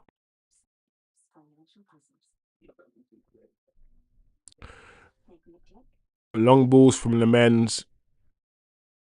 Oh yeah, Dara's talking about the Dara, you're talking about Sesko and the long balls from the men's and his aerial threat. Yeah, I mean, I think you're kind of agreeing with me. It's like his aerial threat. He has more aerial threat, but we're not using it, and like, we're not putting loads of crosses into the box. How many crosses have we put into the box? Which is a silly. I feel like we need to put more crosses into the box for Sesko. But the long balls from the men's and the hold up play. But Xerxes' hold up play is very good too, Dara. It's very good too. Yeah, I think it's a good question. There might not be a wrong and a right answer. There may actually be a right and wrong answer, but it's just a good question. The system is designed to get goals from the tens and allow them to feast. Ahmad will get more goals than Cunha. Xerxes is better than Sesko, says Niche Fan. Strong opinions there from Niche Fan. We don't cross the ball because everyone is inverted. And the way he said that was we don't cross the ball because everyone's inverted.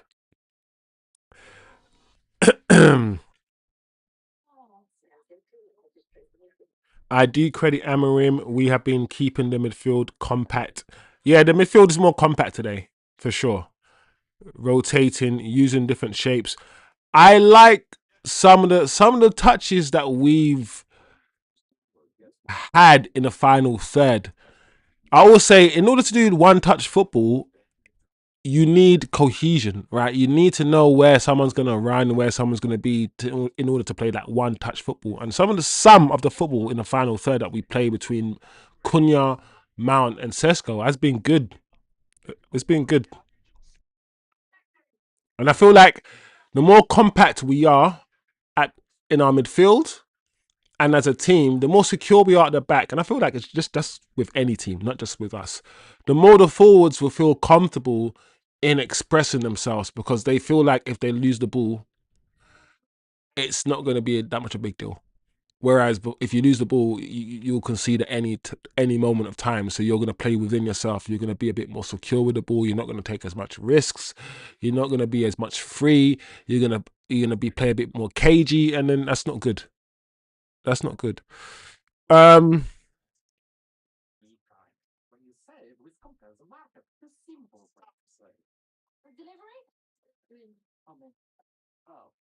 Niche fan says Sesko is a flop.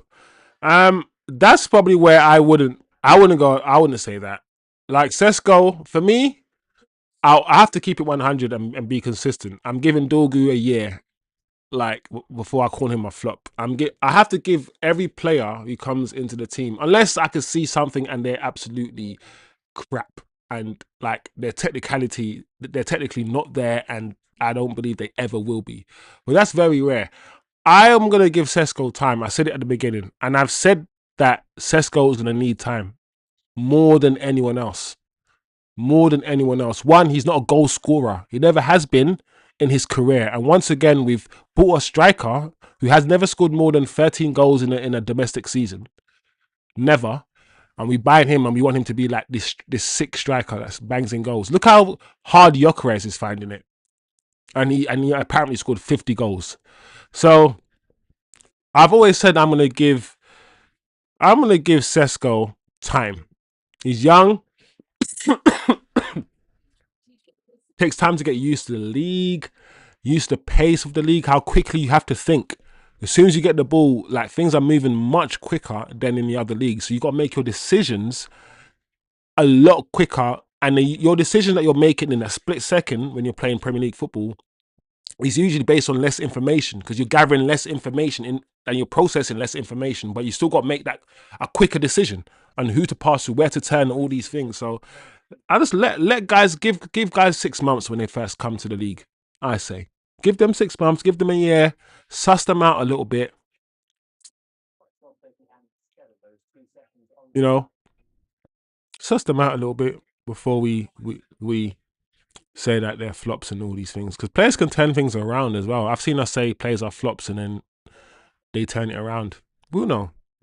I mean, we'll see. We'll see.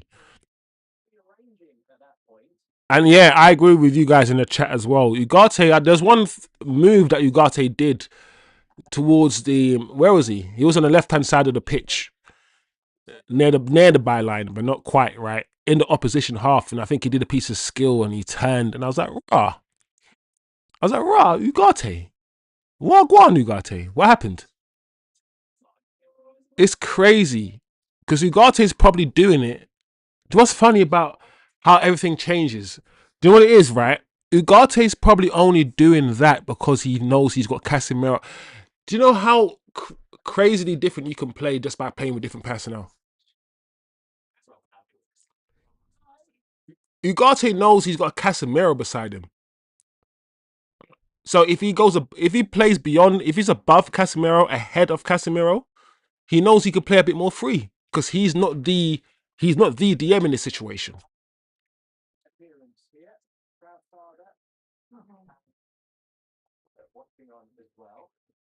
It's interesting, man. It's interesting.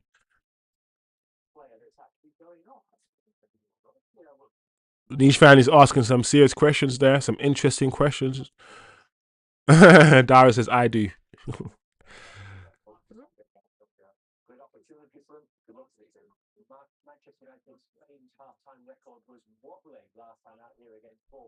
Yep, Osman's talking about the fact that you have the ability to run in behind, or the fact that you're threatening to run in behind, will naturally pull centre backs backwards and create a bit more space.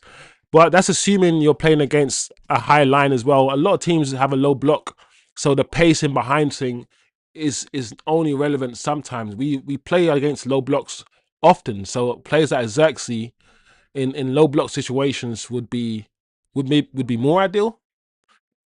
And Sesko in higher block situations might be more ideal, mix and match and all that.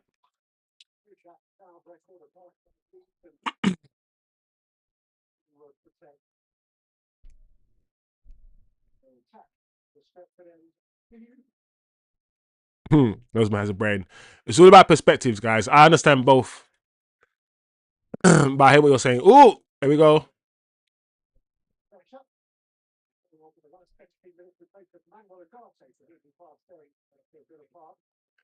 I mean, if the question was, is there a 45 million pound difference between the two players in terms of their talent, then let's be real. No, there isn't. There isn't. Let's just be objective here for a second. But one is better than the other, and one offers more. It depends on what you value. Oh, let's just focus. Oh, let's focus. What the hell? He stumbled. He fell over him.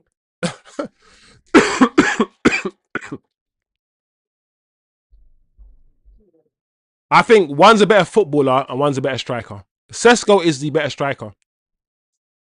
He plays the position of striker better than Xerxes. I think I will definitely admit that. But in terms of who the better footballer is, I think a footballer is someone. I think because Xerxes can play left 10, Xerxes can play right 10, Xerxes could probably play on a wing. That means you're just a better. You are a better footballer if you can play all those positions. You're just better with the football at your feet. But Sesko is a better striker. So, for what we actually need, you would argue Sesko might be more, but then it depends on the system you play. I've always argued with you guys that the best teams in world football now, the Real Madrid, well, maybe Real Madrid's, but the PSGs definitely of this world, um, even Arsenal, Liverpool, who won the league last season, they all did it with a false nine. They all did it with a false nine. So the profile of Xerxes is a false nine. You can play football with a false nine. Liverpool did it with Firmino for a long time. So it also depends on how you see football and what kind of football you want to play as well. But I think for what the manager wants to achieve, Sesko is definitely better fit. Sesko's a better fit. That's why he plays. That's why he plays, right? But I appreciate both. I appreciate both of those. I appreciate both.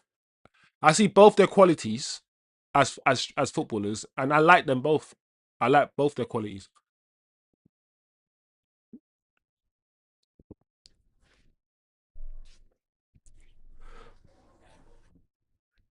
And in an ideal world, there'll be some games where you play Xerxes, and there'll be some games you play Sesko. And that's how it should be. Just like back in the day. You have a squad for clear it, clear it.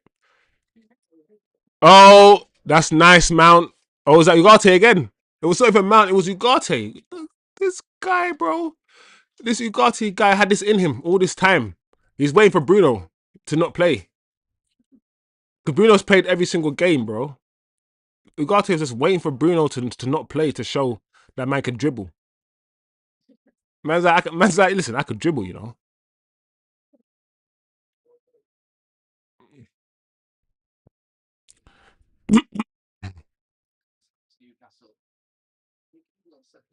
Yeah, we're not. 3 minutes in, 4 minutes in, we're doing exactly what I didn't want us to do. But these periods come. Every team, whether you're Arsenal or Man City, will have periods of pressure. It's just how you deal with them. Can you ride them out? The next 5 to 10 minutes are absolutely crucial. Let's see what we do.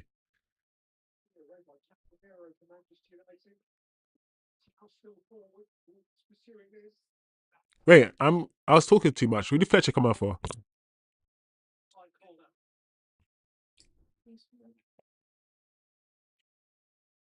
Hmm.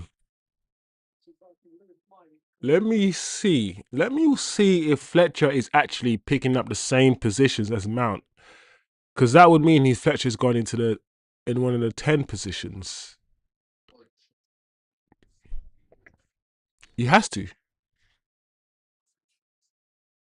Let's defend this. Defend this. Get it clear. No. Wow. I thought I was in, people. I thought I was 1-1. That deflection off Dorgu. Okay, corner for Newcastle.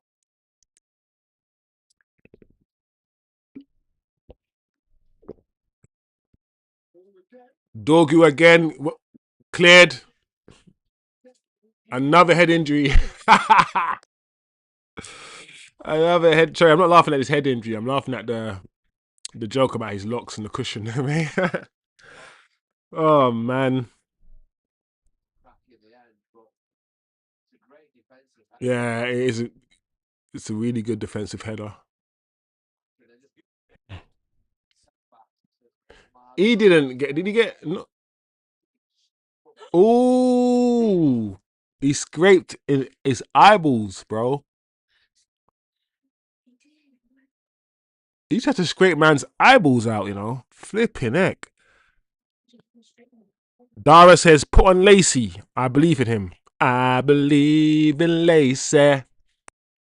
I believe in Lacey. Wave your hands from side to side. I believe in Lacey." Another corner. Flipping net, bro. It's corner after corner. So, all right, this is what Newcastle are gonna do. Clearly, they're doing a whole just kick the ball into the box thing. Loads of crosses. That's what we're gonna have to deal with, guys. Loads and loads of crosses. So let's focus.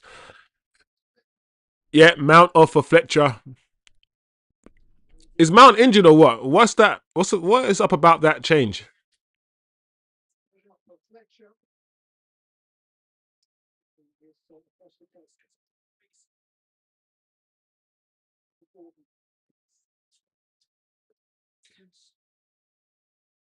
Cass, bro.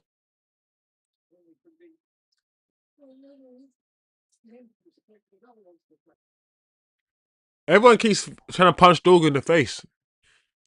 Like, why? The only Rasta man on the pitch. Everyone's attacking. Why everybody attack the Rasta for? Everybody want to punch up the Rasta in face. Sesko, bro. My guy didn't even try to win the ball on 9. He could have won that ball.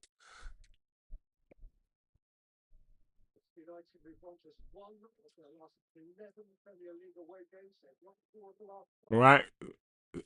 Like I said, the first 5 to 10 I think was important. We got 53. Newcastle, they're still in this game. It's only 1-0.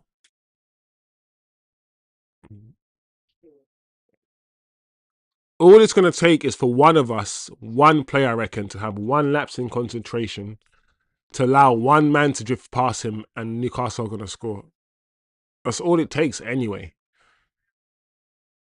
Just one individual error.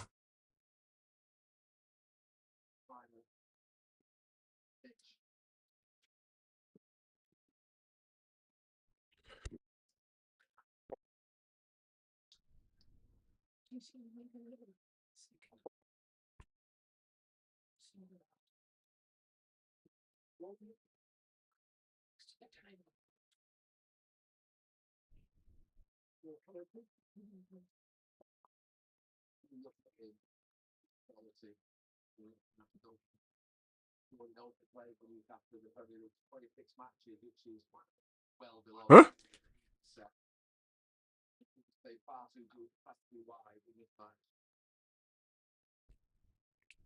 Oh.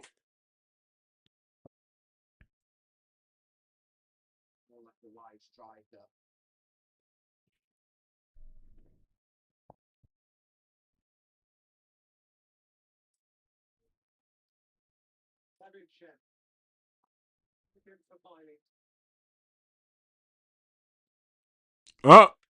Nice. All right. Take your time. Fletcher, bro.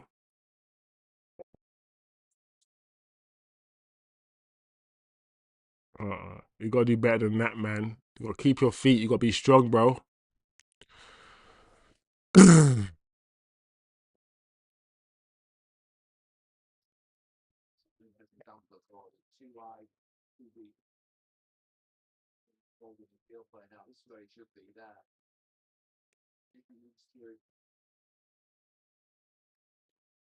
All right, we'll take that. 55 minutes gone, guys. 10 minutes. We survived the first 10 minutes of the second half. Newcastle haven't scored.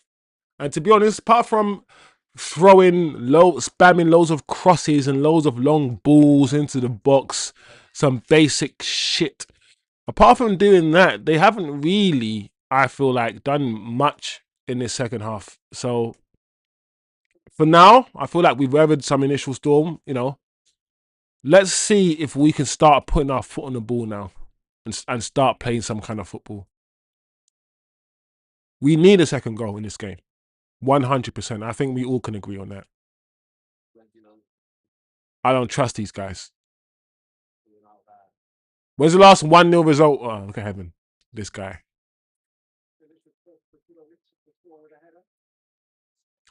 Oh, Dorgu. Oh, Dorgu, man. Come on, guys. Wake up. Know what's behind you.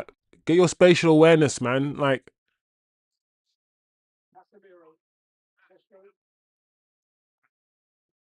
oh, lucky.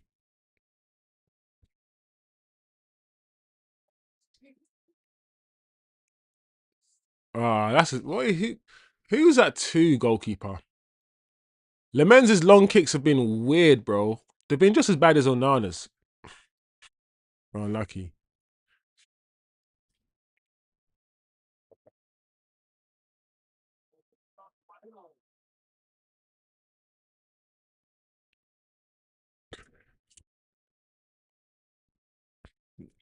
Yeah, we're not gonna press. I think we're gonna be comfortable just sitting in our mid. What is this? A mid to low block? Yeah, you say that mid to low block. Now it is, and say once and we'll be the team to say, "Hey, Newcastle, come break us down."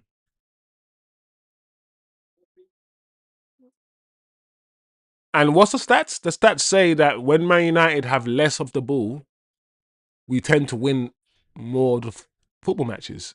So this position, hopefully, oh my lord, let's not talk. Let's clear the ball. Good boy. Hopefully, might bear us some fruit.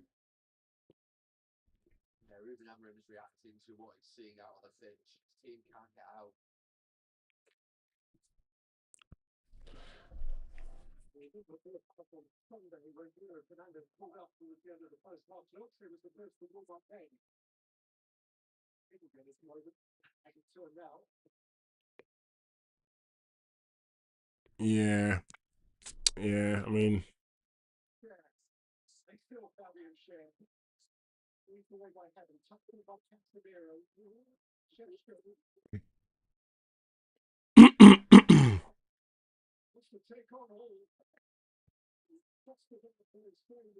Dorgu was in a Dorgu was in a bulldoze, man.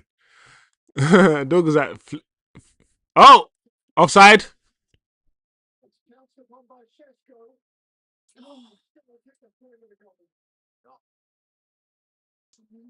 Is he offside or not? Oh my gosh! So that was actual chance from Sesko. Let me see. No, he's not offside. He wasn't offside. Sesko wasn't offside, guys. He wasn't offside. I'm not gonna lie, yeah, Sesko looked so uncomfortable and awkward. But I like the step over then shot. Because it wasn't even step over, plant your foot, then shot. It was a step over shot. That was nice though. Let me see. What step over, bang. I'm gonna try that. What do you step, bang. It looked awkward though. It looked hella. Sesko didn't strike the ball, yeah, to me like Casemiro. No way is it Cas.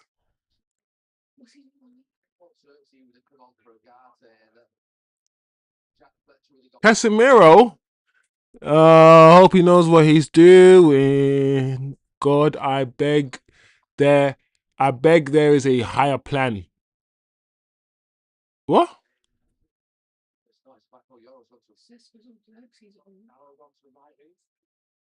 What? Casemiro for Lenny Euro. So, and Xerxes for. So Xerxes goes up front.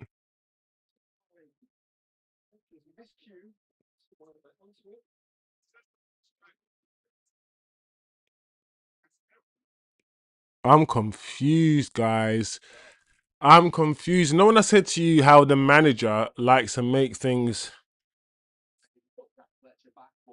make things complicated for no reason, and always like to make all these like defensive. Oh my god, you guys say this flipping.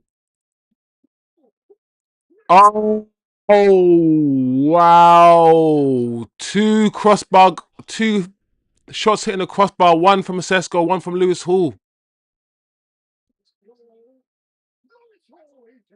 Wow, we are lucky.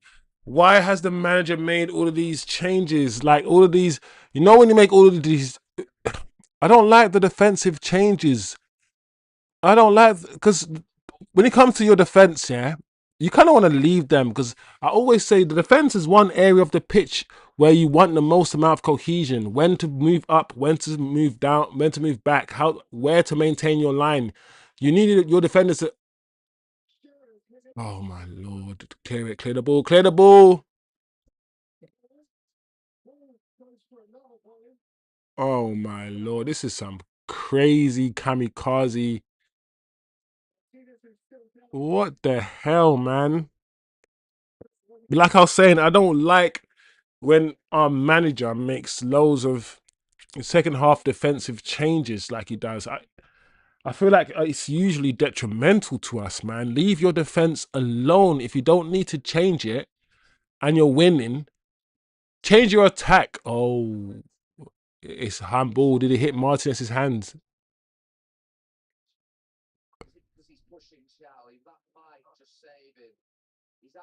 Oh no, Martinez handball. Oh. Oh no. Oh guys, I can feel that he's gonna give it, isn't he? Oh.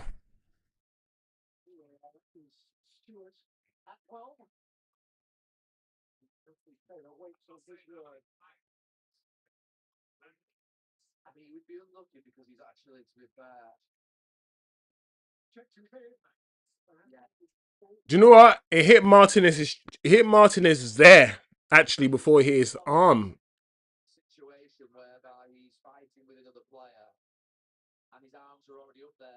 It hit him there, then it hit his arm. He actually hit him on the chest first, Martinez. So I think we're good. We're good.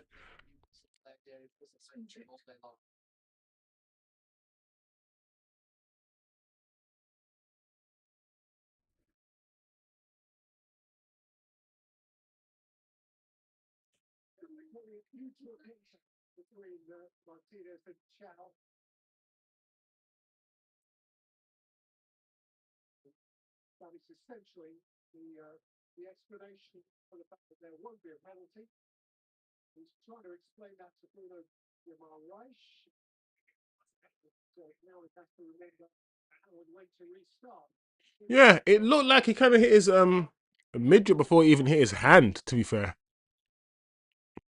But either way, you can argue that we got away with one there, guys.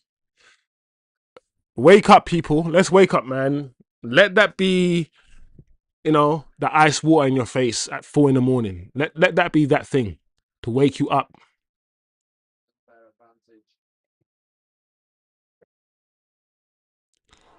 I'm not gonna lie, yeah.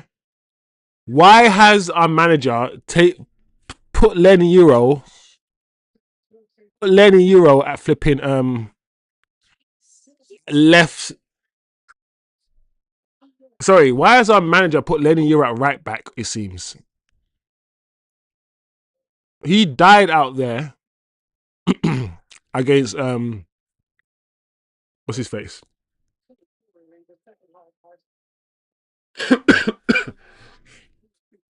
Who's that guy? That Aston Villa guy that scored the 2 goals.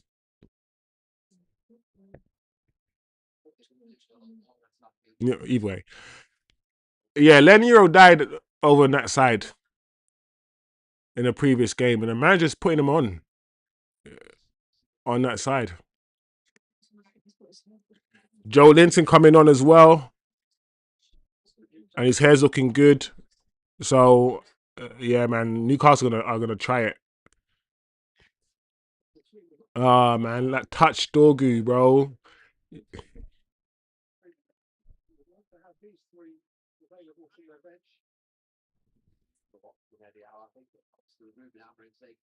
Yeah, they're gonna bring on Wisa. Yeah, this is gonna be interesting. Final flipping half an hour or 2 hours, not even half an hour, 25 minutes, people.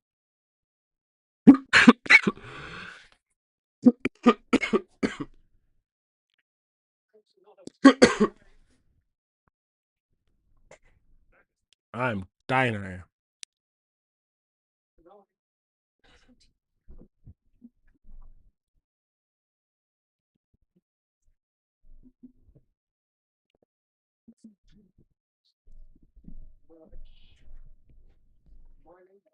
I'm gonna close every man down.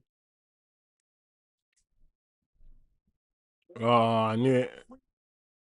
Oh man, we got life. We need to keep hold of this ball.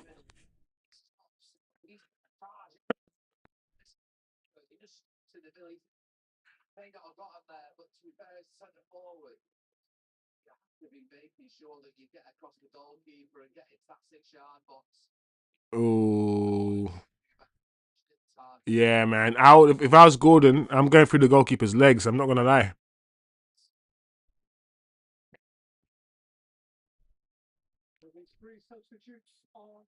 So now Newcastle have made their attacking substitutions, which will impact the game. And what have we got? We've already put on Xerxes. We've already done our thing. So we've already thrown our dice. Where is our? Do we have another dice? Do we have another Joker? A wild card? I don't know. Lacey? Lacey?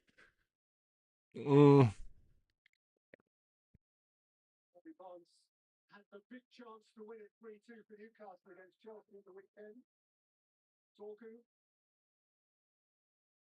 yeah, we'll take that. All right. We need to keep a hold of the ball for a second. I know that Man United, we just play direct vertical football, and we don't usually play a brand of football where we keep hold of it and we wait for an opening. We don't play that kind of football where we just wait and probe like a Man City. We just play it straight to the striker and we just try to score. We try to force it. That's the kind of football we play. I just feel that we just need to keep. What the hell's going on here?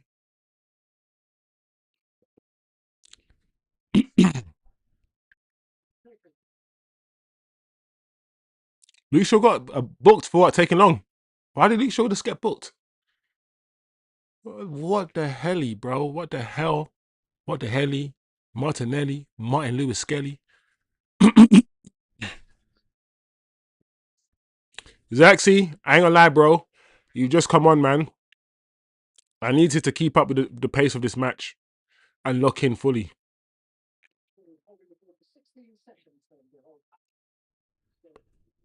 Joe Linton and Cunha. That's funny. Facts chosen. Why does Amorim keep putting Lenny wide? Rogers, yeah, that's it. My mind has got blank there. Morgan Rogers, bro. Morgan Rogers cooked him. Do you know what? Yeah. Oh, that Southampton you cooked him out there as well.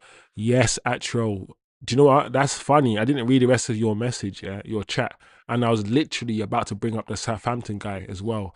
Lenny Euro is a centre back. He does not want to be out there, bro. That's one thing. I feel like that's one thing that we can see with our eyes. We've got a sample size now to know that in general, against most players, he will be okay. But against some speed merchants, some agile finish. Oh, against some agile guys, yeah, he doesn't want to be out there. He doesn't want to be out there.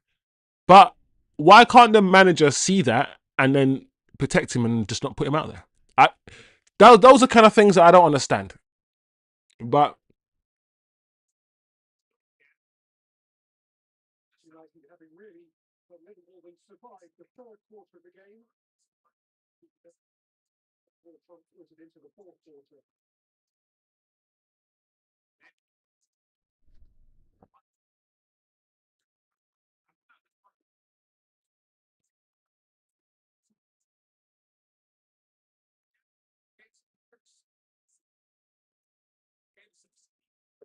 listen, I would love for Man United to end the game 1-0 and a clean sheet. But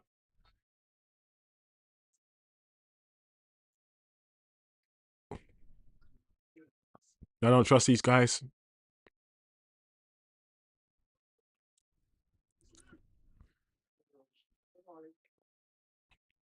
If we do win this game, and it's a big if, you know them like questions you ask yourself: if we had a full strength team, would we have won this game, or would we have left so many gaps open that we would have conceded already? Or like, do you know all the what ifs, the questions that you'll never know the answer to? Oh, here we go. Clearance. We are being pinned. We are looking crap, bro. We are looking like the away team. We are getting pinned back.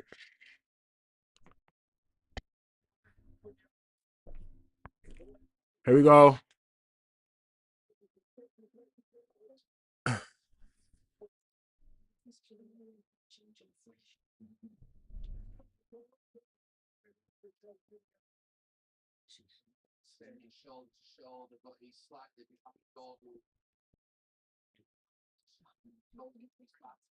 Mm. Hopefully this will help my throat. This will help my everything. My nose.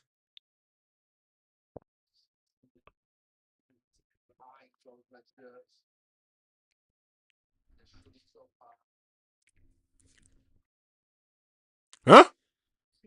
Huh? Dallo! Dallo! Dallo! Dallo! Keep it on the low. Keep it on the low. What the hell, bro? Why do you need to boot it over? Look how close this. Oh, Dallo, bro. You could have just. Where's Martial when you need it? Would have had. Anthony Martial would have had the finesse, bro, to probably like do some madness, not make the keeper or something. Like, oh, Dallo, bro. This is what I'm saying. This is why I'm like the manager. Yeah, that's a goal. That has to be a goal. When Sesko was onside and threw on goal, and he decided to whack the ball against the crossbar rather than go across goal into the far corner, like we've had opportunities to bury this game, bro. Let's not pretend.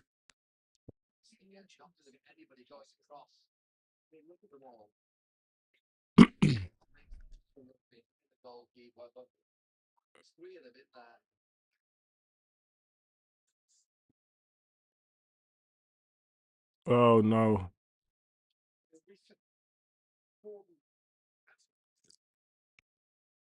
Lenny's just getting skinned there every day.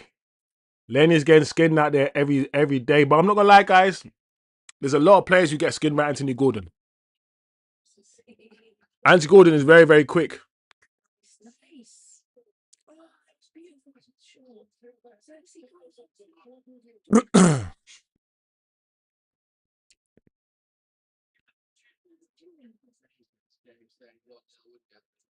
this game is starting to get a bit kamikaze now. Cunha Dallo's making Dallo. If you make that run again and you get given that ball again and you don't score, bro, I'm gonna slap you in the head.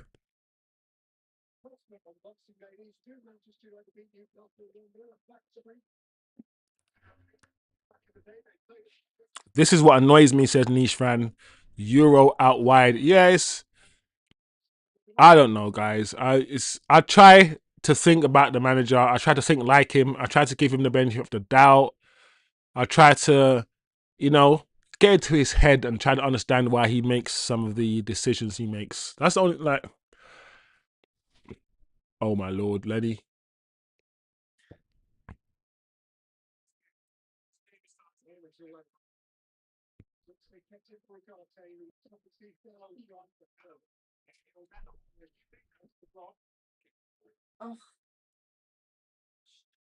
Zach, so you gotta make your man up quicker, bro.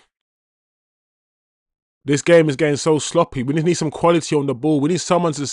We need a Casemiro right now to just put his foot on the ball and just be like, stop this bullshit.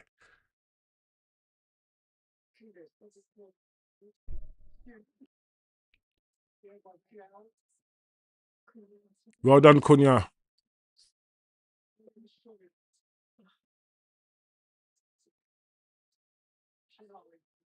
Okay.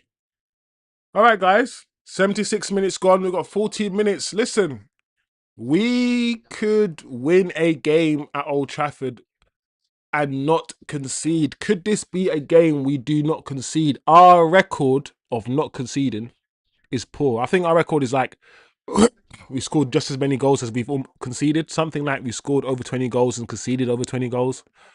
Something along them lines. I don't know. But I'll take a 1-0 scoreline right now, people. Come on, guys. Please. Please. That was him. What is this? Bro, these guys were letting Bruno Guimaraes walk through like he had a VIP entrance to straight guest list, skip the queue. This guy just walked straight through a whole defense. Like he had a press pass. I'm like, what the hell, bro?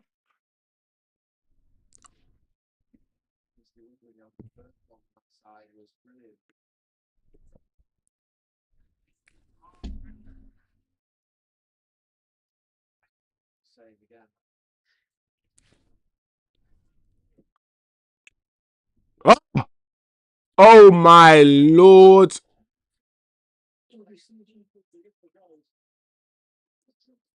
Bro, this man looked like Superman. This man flew and swung. Oh, okay, Gordon. I said Gordon Ramsay. Gordon fouled him still. Yeah, Anthony Gordon pushed him.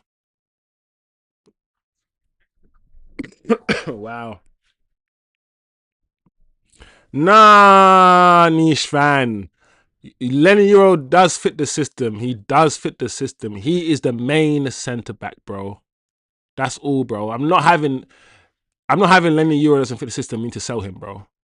Lenny Euro, yeah, for me, last season was Lenny Euro and Amad Diallo were our two best players last season. I was so impressed with that 18-year-old defender last season. An 18-year-old that came and just bossed our defense and he played so well. So I'm not having he's having a bad time, let's sell him. We gotta learn, yeah, that young players like Lenny Euro will have just like Rooney and Ronaldo and every other young players, they'll have 6 months to, just like Phil Foden, they're gonna have loads of periods, yeah, where they're not playing well, bro, and we just need to nurture them. Like Lenny Euro is still one of the best young centre backs, and for me, him and Delit need to fight for the main centre back position. For me. But however, oh my lord, are we gonna concede now? However, I have said, niche fan, one thing I will say, while I rate Lenny, I do rate Lenny. Lenny Euro for the next stage of his development needs to be, in my opinion, either more aggressive as a footballer or read the game better. I feel like you have to be very aggressive, like a Vidic type of defender, or be so intelligent that you read the game so well that you don't need to like clatter into people. You don't need to do that. You never ever like slide tackle. You just understand what's going on, like a Varane. At the moment, he's more of a Varane type, but without the experience, without the ability to read the game, and that will come with experience. Yeah, that's my defense of Lenny, bro. But I respect the fact you said let's sell him because he doesn't fit the system, rather than let's sell him because, oh my lord, because he's not good. Newcastle are gonna score here. Well done. All right, guys. Niche fan said Lenny Euro works in the back four. No, no. Okay, I know. I actually hear what Niche fan is saying. He's not saying he's rubbish. He's saying he doesn't work in the back three for us, especially if there's only one centre back role, and it seems like Delit, even maybe Heaven might be ahead of him now, and Maguire. I hear what Niche fan is saying.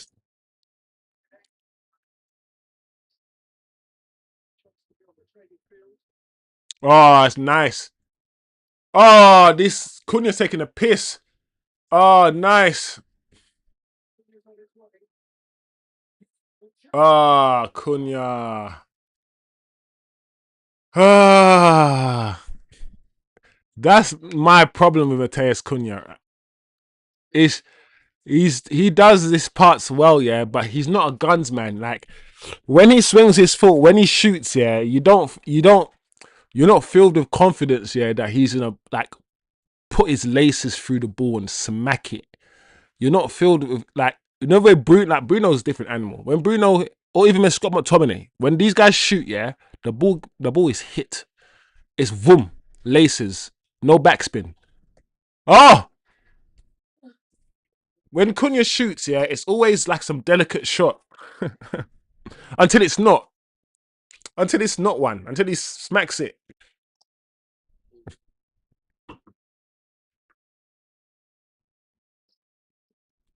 This is getting sad though, guys. This is one of those games where my analysis is gonna be like we started well, but we held on for dear life. And do you know what? Sometimes you have games like that. Sometimes you do. Oh my lord. Oh my lord. What you doing? Yes. What you doing? What is going on here? Please. My gosh.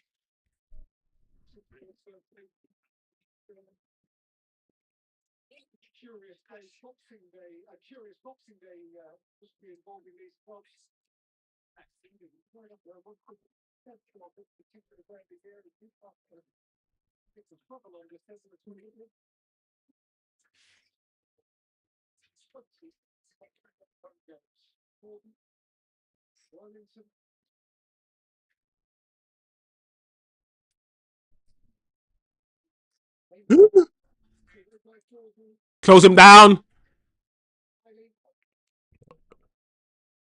Well done. Just close him down. Well done. We'll take that. Abo, thank you. Throw in. Listen, at the end of the day, yeah, we are under pressure, clearly. But it still crosses into the box. And I'm not listen. This season crosses are the thing. They've come back in fashion. Yeah. We've gone back in time. It's 1990 again, and Beckham's on the wing delivering crosses for Van Nistelrooy. And that's not even 1990, because that was about 2001. So I've got my decades wrong. But it doesn't matter. Either way, crossing is back. But that's all I see. I see Newcastle doing still, just crossing the ball. Listen, I shouldn't even talk because imagine they cross the ball in and they score a header. I think that's probably their best bet. What do you think, guys? If Newcastle score today, it's probably going to be a cross into the box, right? And a header or some sort of set piece. Oh man, this is crazy the way that we're losing the ball all the time. Like, what is that pass from Dorgu? Oh, I knew it. Oh, good, good.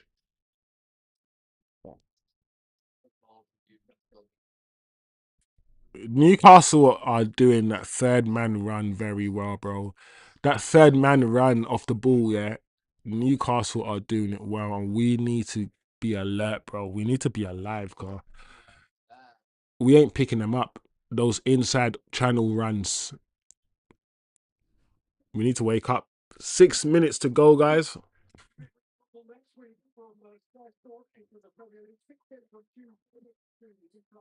We could use heaven in the CDM with their back four of Dorgu,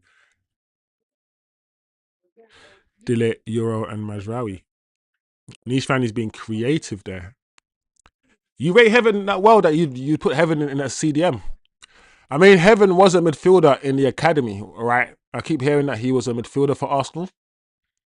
That's why he can pass the ball. That's why he's a decent passer.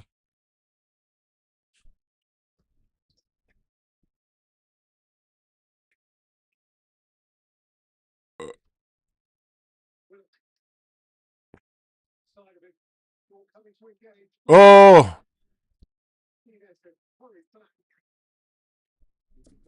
this is getting squeaky bum time, guys. 5 minutes of normal time to go.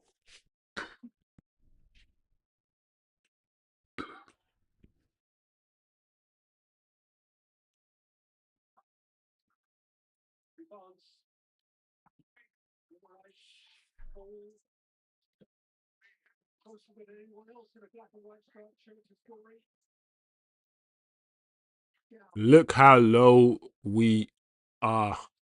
We are proper.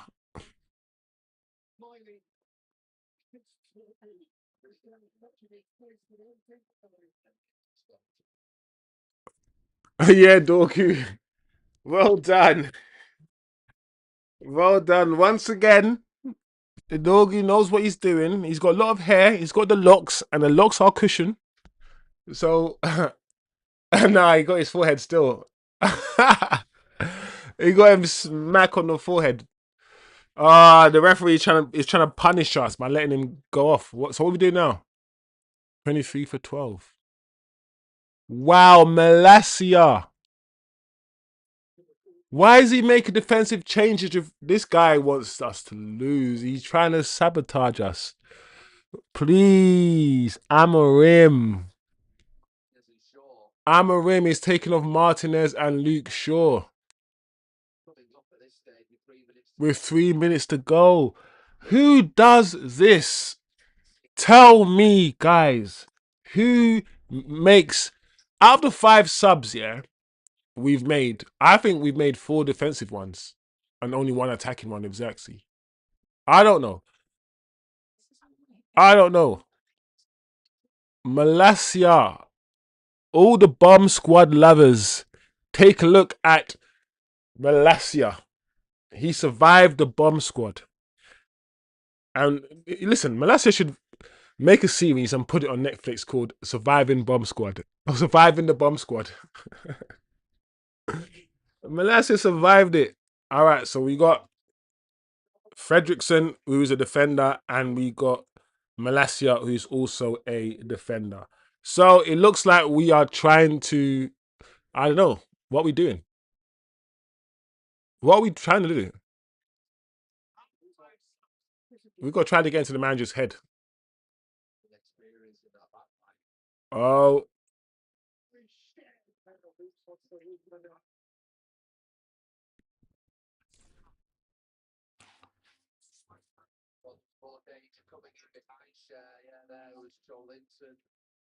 I'm glad, Cher. Do you believe in life after love? I'm glad he headed it over.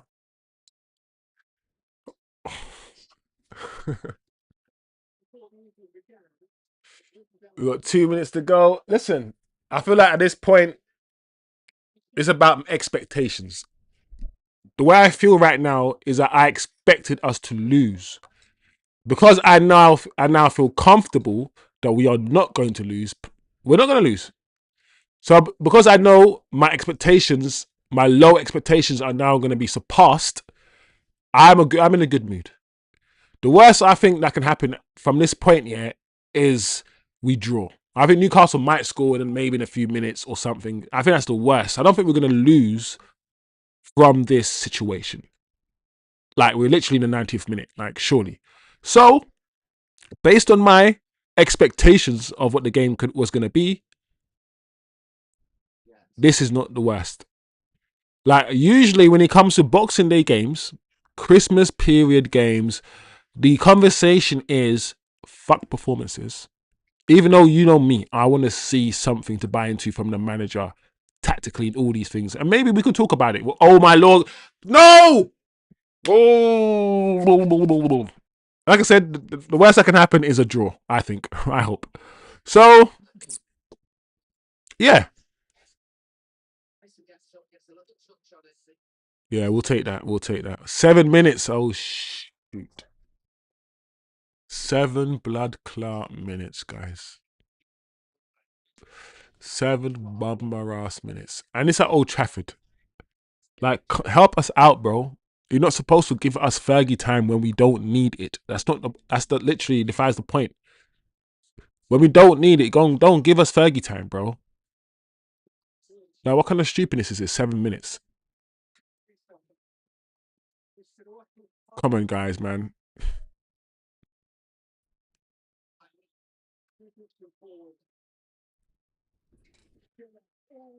It's just one-way traffic. They're gonna score, bro. This is some 7 minutes.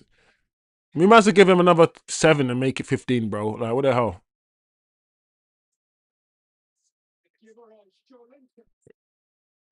We'll take that.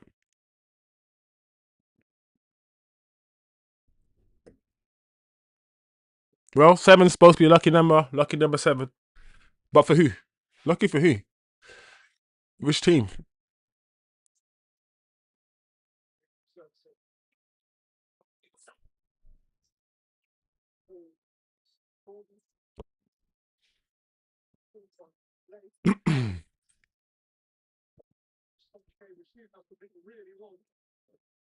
What's he doing? He gonna book Cunha? Bro, what did Cunha? Was it that bad? We'll take it. Stop the play. Slow it down. Make Newcastle lose momentum. I can see why I was giving it yellow.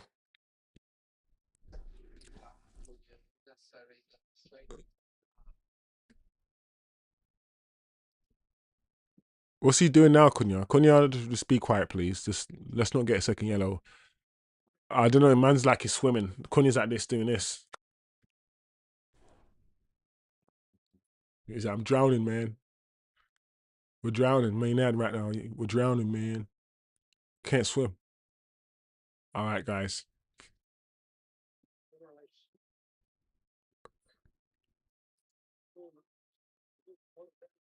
Oh, lucky.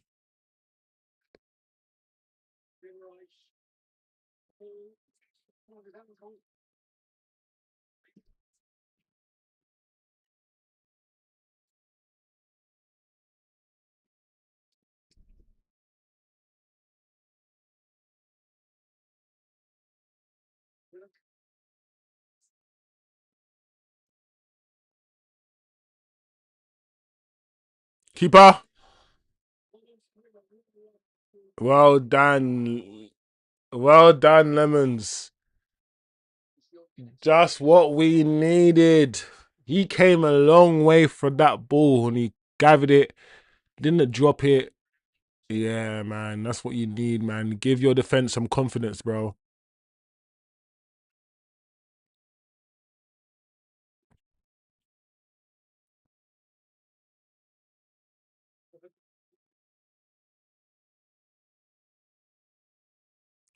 Cunha, release the ball, bro. Oh, Cunha. Sometimes, yeah, when Cunha has the ball, I just wish, and he's silky, and he. The thing is, you can't control someone like Cunha. You can't tell him when to release it because sometimes he will hold on to the ball a bit longer than you'd think he should hold on to the ball, and he'll do something really good. And other times he won't. So it's like Lemans, flipping heck, what was this keeper doing?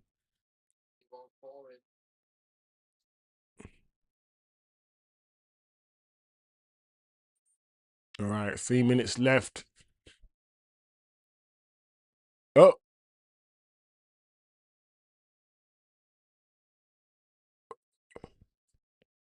Zaxi.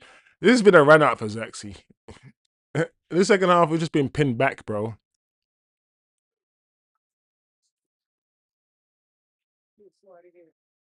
Yo, big up. Yo, big up Phil. Phil McCracken. My friend said Fergie would have 0 titles with VAR, but I think he'd have at least 3. What about you? I thought that was going in, bro. I thought that was flipping Rogers all over again. A 1-0 win. Listen, I hate you though, Phil. It's funny though, without VAR. Fergie was a mob boss. He was a mob boss. He just had to make us. We had to win every game as when he was manager, or else. Just or else. That's it. Or else. That's all. That's all. No one knew what the punishment was because we never saw it. Because we just won. But Fergie just instilled that fear, bro. These guys will be giving us 10 minutes added on when we only had one sub and no injuries and shit. Nah, man, it was blessed. It was a blessed time period, bro. When the rules don't apply to you, It's really fun.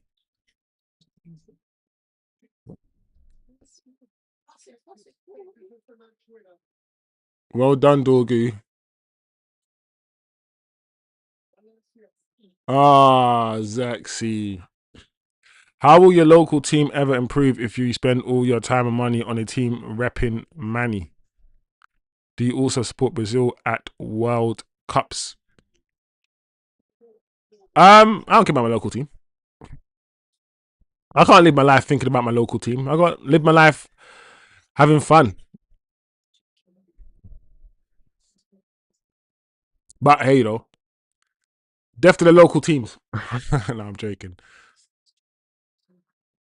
Oh. Mm.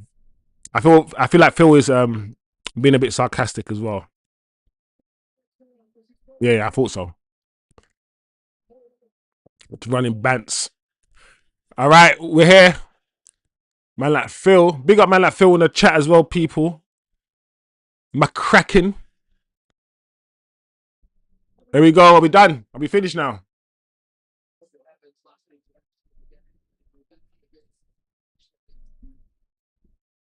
That's it. Are we done? Big up Phil. Fair on referees, huh? Juventus got relegated. Oh yeah, do you know what? Yeah, Juventus. That's funny what happened to Juventus though. That's crazy. Sometimes I sit back and I thought, didn't it? Hey, Juventus got relegated. Do you know what? Didn't AC Milan also get relegated? Or am I making it up? Didn't AC also get relegated? But well done. Listen, I will say the same thing I said before the match finished. During the Christmas period, guys, we usually want results and we usually don't care about performances. That's the thing. We usually say, let's get through Christmas, let's get this done. A lot of us thought we were going to get beaten today by this Newcastle side. So I'm going to be positive. It's Christmas period, Boxing Day. We won at home. We didn't concede. The manager made his crazy defensive substitutions, and for once, it didn't go against us. It wasn't detrimental. It could have been. We will never know, but it doesn't matter. We won the game. We didn't concede a goal today. When's the last time we played the game and we didn't concede? Conceding goals has been our issue this year. It's quite interesting. Last year, our issue was scoring goals, right? That was our issue. We didn't score enough goals. One of the reasons, in my opinion, is that we were too defensive. We played too defensively. We played fullbacks, Dallo and Mazraoui, at wingbacks a lot during the season. We're too defensive. We decided to address our attack in the summer because the data show that we scored at the least amount of goals out of anyone in the league. We were pathetic up front with the Garnacho and all these Brunos and everyone else. We were just rubbish. We addressed our attack, brought in 3 new attackers. We are now scoring goals, guys. We don't play the best football. We can talk about the system. We can talk about the manager. But most times when United play football, we are scoring maybe 1 or 2 goals. For some reason, we're not keeping the goals out. We're conceding too many. And we spoke about the second half of games and how bad we are in the second half of games, guys. Let's be realistic. The point I'm making is making a juxtaposition from comparing how we are normally to today. Today, we came out in the second half. First 10 minutes, we said, let's see what happens in the first 10 minutes. Let's see if we capitulate or what happens. And we held it together. We can talk about, might look at the details and say, Casemiro and Ugarte at that base of that midfield, that double pivot, while it didn't give us too much going forward creatively, it shored us up. It made us harder to beat. Newcastle, even after Casemiro came off, to be honest, we're just crossing the ball into the box.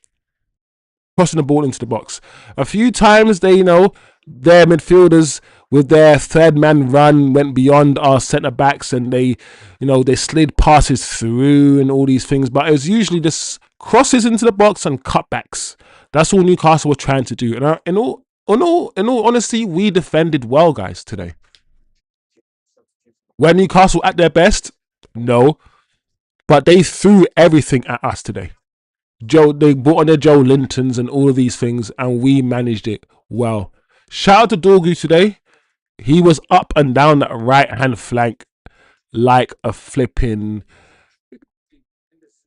I don't know, like he hasn't eaten for 3 days, and he's running for food. Like he was running up and down that flank like a madman today. He had a good game, and to be fair, he had a good game last game.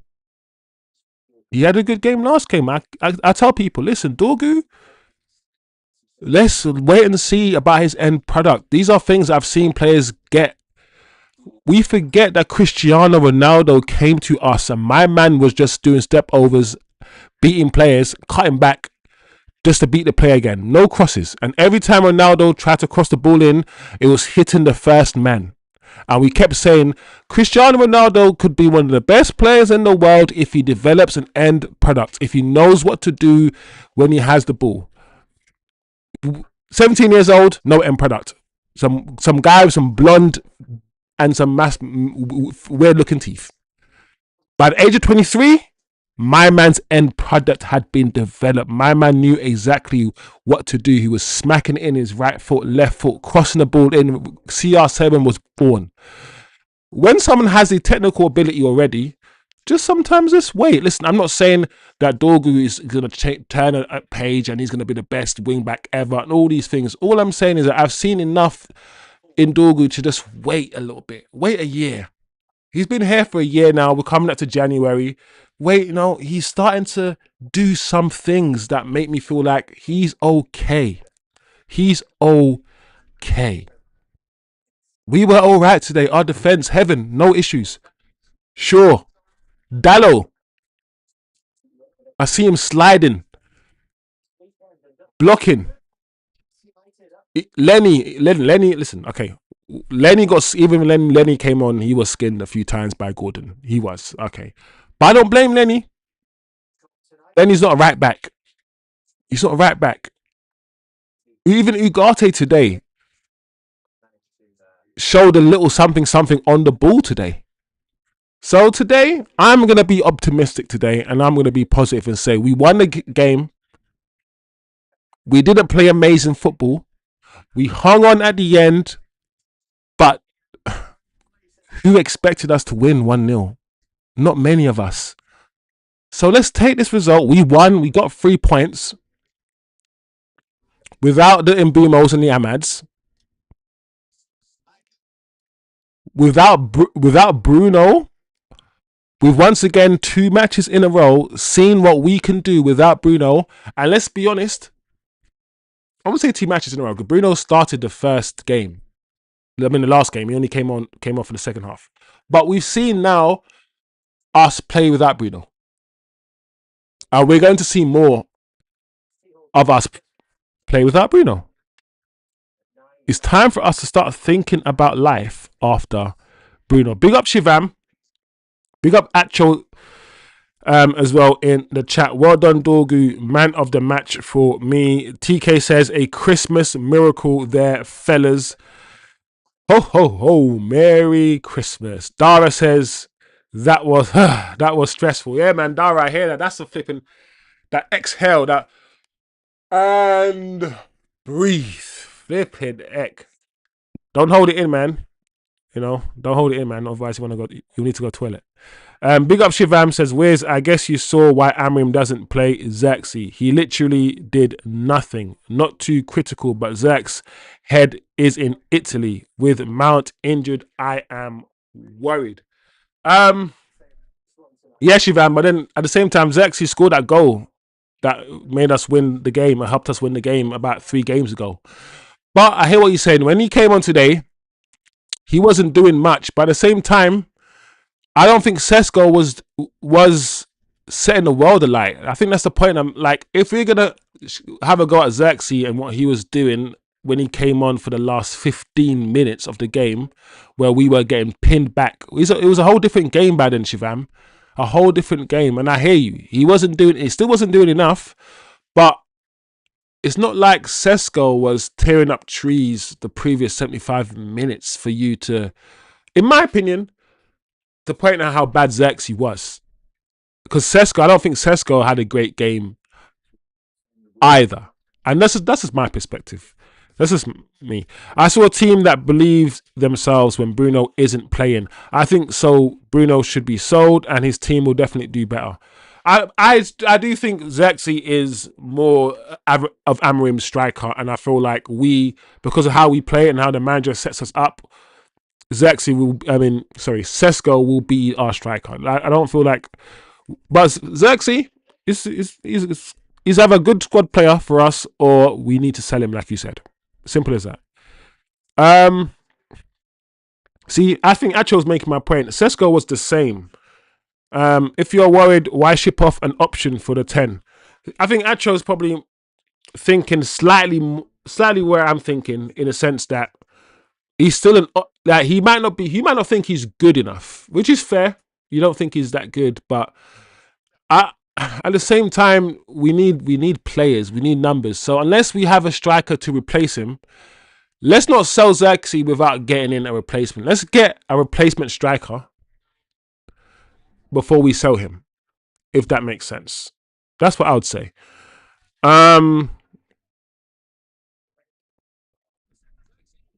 If we are real, we did not really facilitate for the number 9 again. No, we didn't today. Today wasn't a good game for a striker today. But like I said, Sesko had a good chance though. Osman says, to be fair to Xerxes, I would be better at my job if I lived in Bologna too.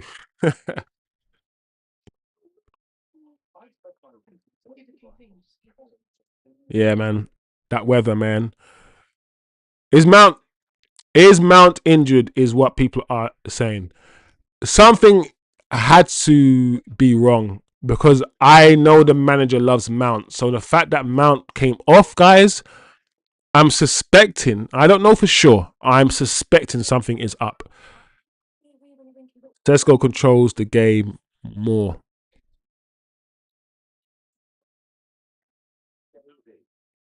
I don't know. I feel like we had more control of the game when Sesko was on the pitch. I don't know. Do we have more control of the game when Sesko's on the pitch? Maybe. I don't know. I wouldn't say, it depends, man. I feel like their hold up play, I feel like Xerxes' hold up play is slightly better than Sesko's. But problem I have is one of the problems I have with Xerxes is that he's the type of striker who you can't bring on. I've never seen Xerxes do something amazing when he's brought on the field like around 80 minutes. Like, he's someone who needs to get into the game, get into the flow of the games, touch the ball, put his foot on the ball, roll it, and all these things, and drop. He needs to be. That's what he needs, and then he'll start cooking. I don't think Sesko needs that. Sesko will come on and he'll just do what he needs to do. So that is something. Anyway, it's a good conversation to have, Sesko and Xerxes. Either way, do you know what I want to get to, guys? I want to get to the point where we're having a conversation about who to start, right? Rather than he's rubbish, let's sell him. Because every team needs multiple players, bro. Like Man City have Mamouche, they have mine's gone blank now. Flipping the Algerian guy, the Moroccan guy, Turkey. They've got Phil Foden. They've got a squad. You need a squad. You need people on the bench. So I want to get us in a position where we're like, let's start Xerxes this game, or let's start Sesko this game, rather than we only need one, let's sell the other. I feel like we can have two. We can have two guys. We can have two strikers. But I hear what you're saying. Xerxes not as mobile as Sesko is. Off, yeah, which is an issue. Also, they've got their pros and cons, guys. They've got attributes that are good, and they've got attributes that are not so good, really. And none of them. The point is, neither of them are the perfect striker. Neither of them. They're not Andy Cole. Imagine if you had a prime Andy Cole right now. A prime Andy Cole, slap bottom corner. Oh my lord. Both foot, laces, slap. Andy Cole, man. Andy Cole, bro. Imagine a prime Andy Cole right now as our striker, bro. Andy Cole, yeah. There was a stat going around that says Andy Cole was never caught offside once or something. Like, how fake is that? What do you mean that he was never caught offside? How? What? What? I don't know if that's a real stat. I saw it. Andy Cole. Is it true? He was never caught offside. How does that even make sense? How can he never be caught off? Never. Was it the third or is it fourth highest Premier League goal scorer of all time? Andy Cole. That's what we need right now.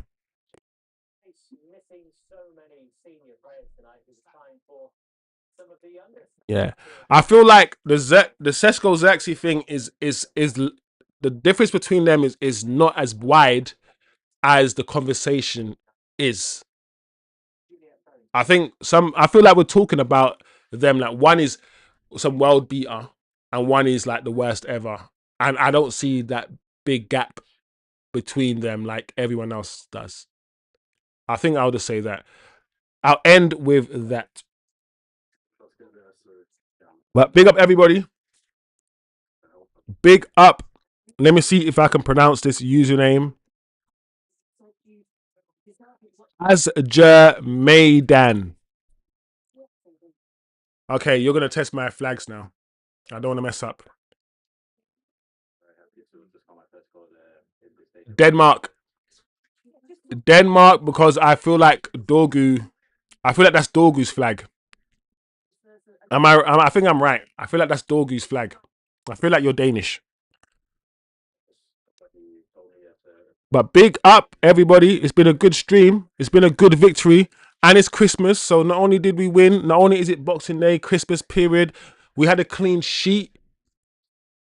When's the last time we had a clean sheet? So it's a good day. It's a good day, guys. Let's celebrate. Have your glass of wine. Those of you are still with your family over the Christmas period, enjoy it. We will be. When's the next game, guys? The next game is on Tuesday. But we will be back here on Sunday because it's going to be Brian Mbeumo against Amad Diallo. We will do the Ivory Coast versus Cameroon game here on Sunday. We got to watch the Man United, guys. And when it's Amad versus Brian Mbeumo, we will watch along and we will just chill out. It's not Man United playing, so it's not going to be some serious watch along where your bottom is just clenched because you're nervous. It's going to be one of those chilled watch alongs where we can just chat ball, just talk balls in general, not even Man United specifically. Just talk about just normal stuff that guys talk about. So yeah, we'll be watching the Cameroon Ivory Coast game. Wolves is our next game. We're playing Wolves again. It's come around. So are we done? Have we done the 18? Have we done the first round of matches? Then are we doing second round matches now? Have we done the 18 games? How many games is it? 19 games. So we started. So we started the second half of the season now already, or is it a cup? It's a cup. Is it a cup game? Because I'm pretty sure we've played 19 games yet. Where's my phone?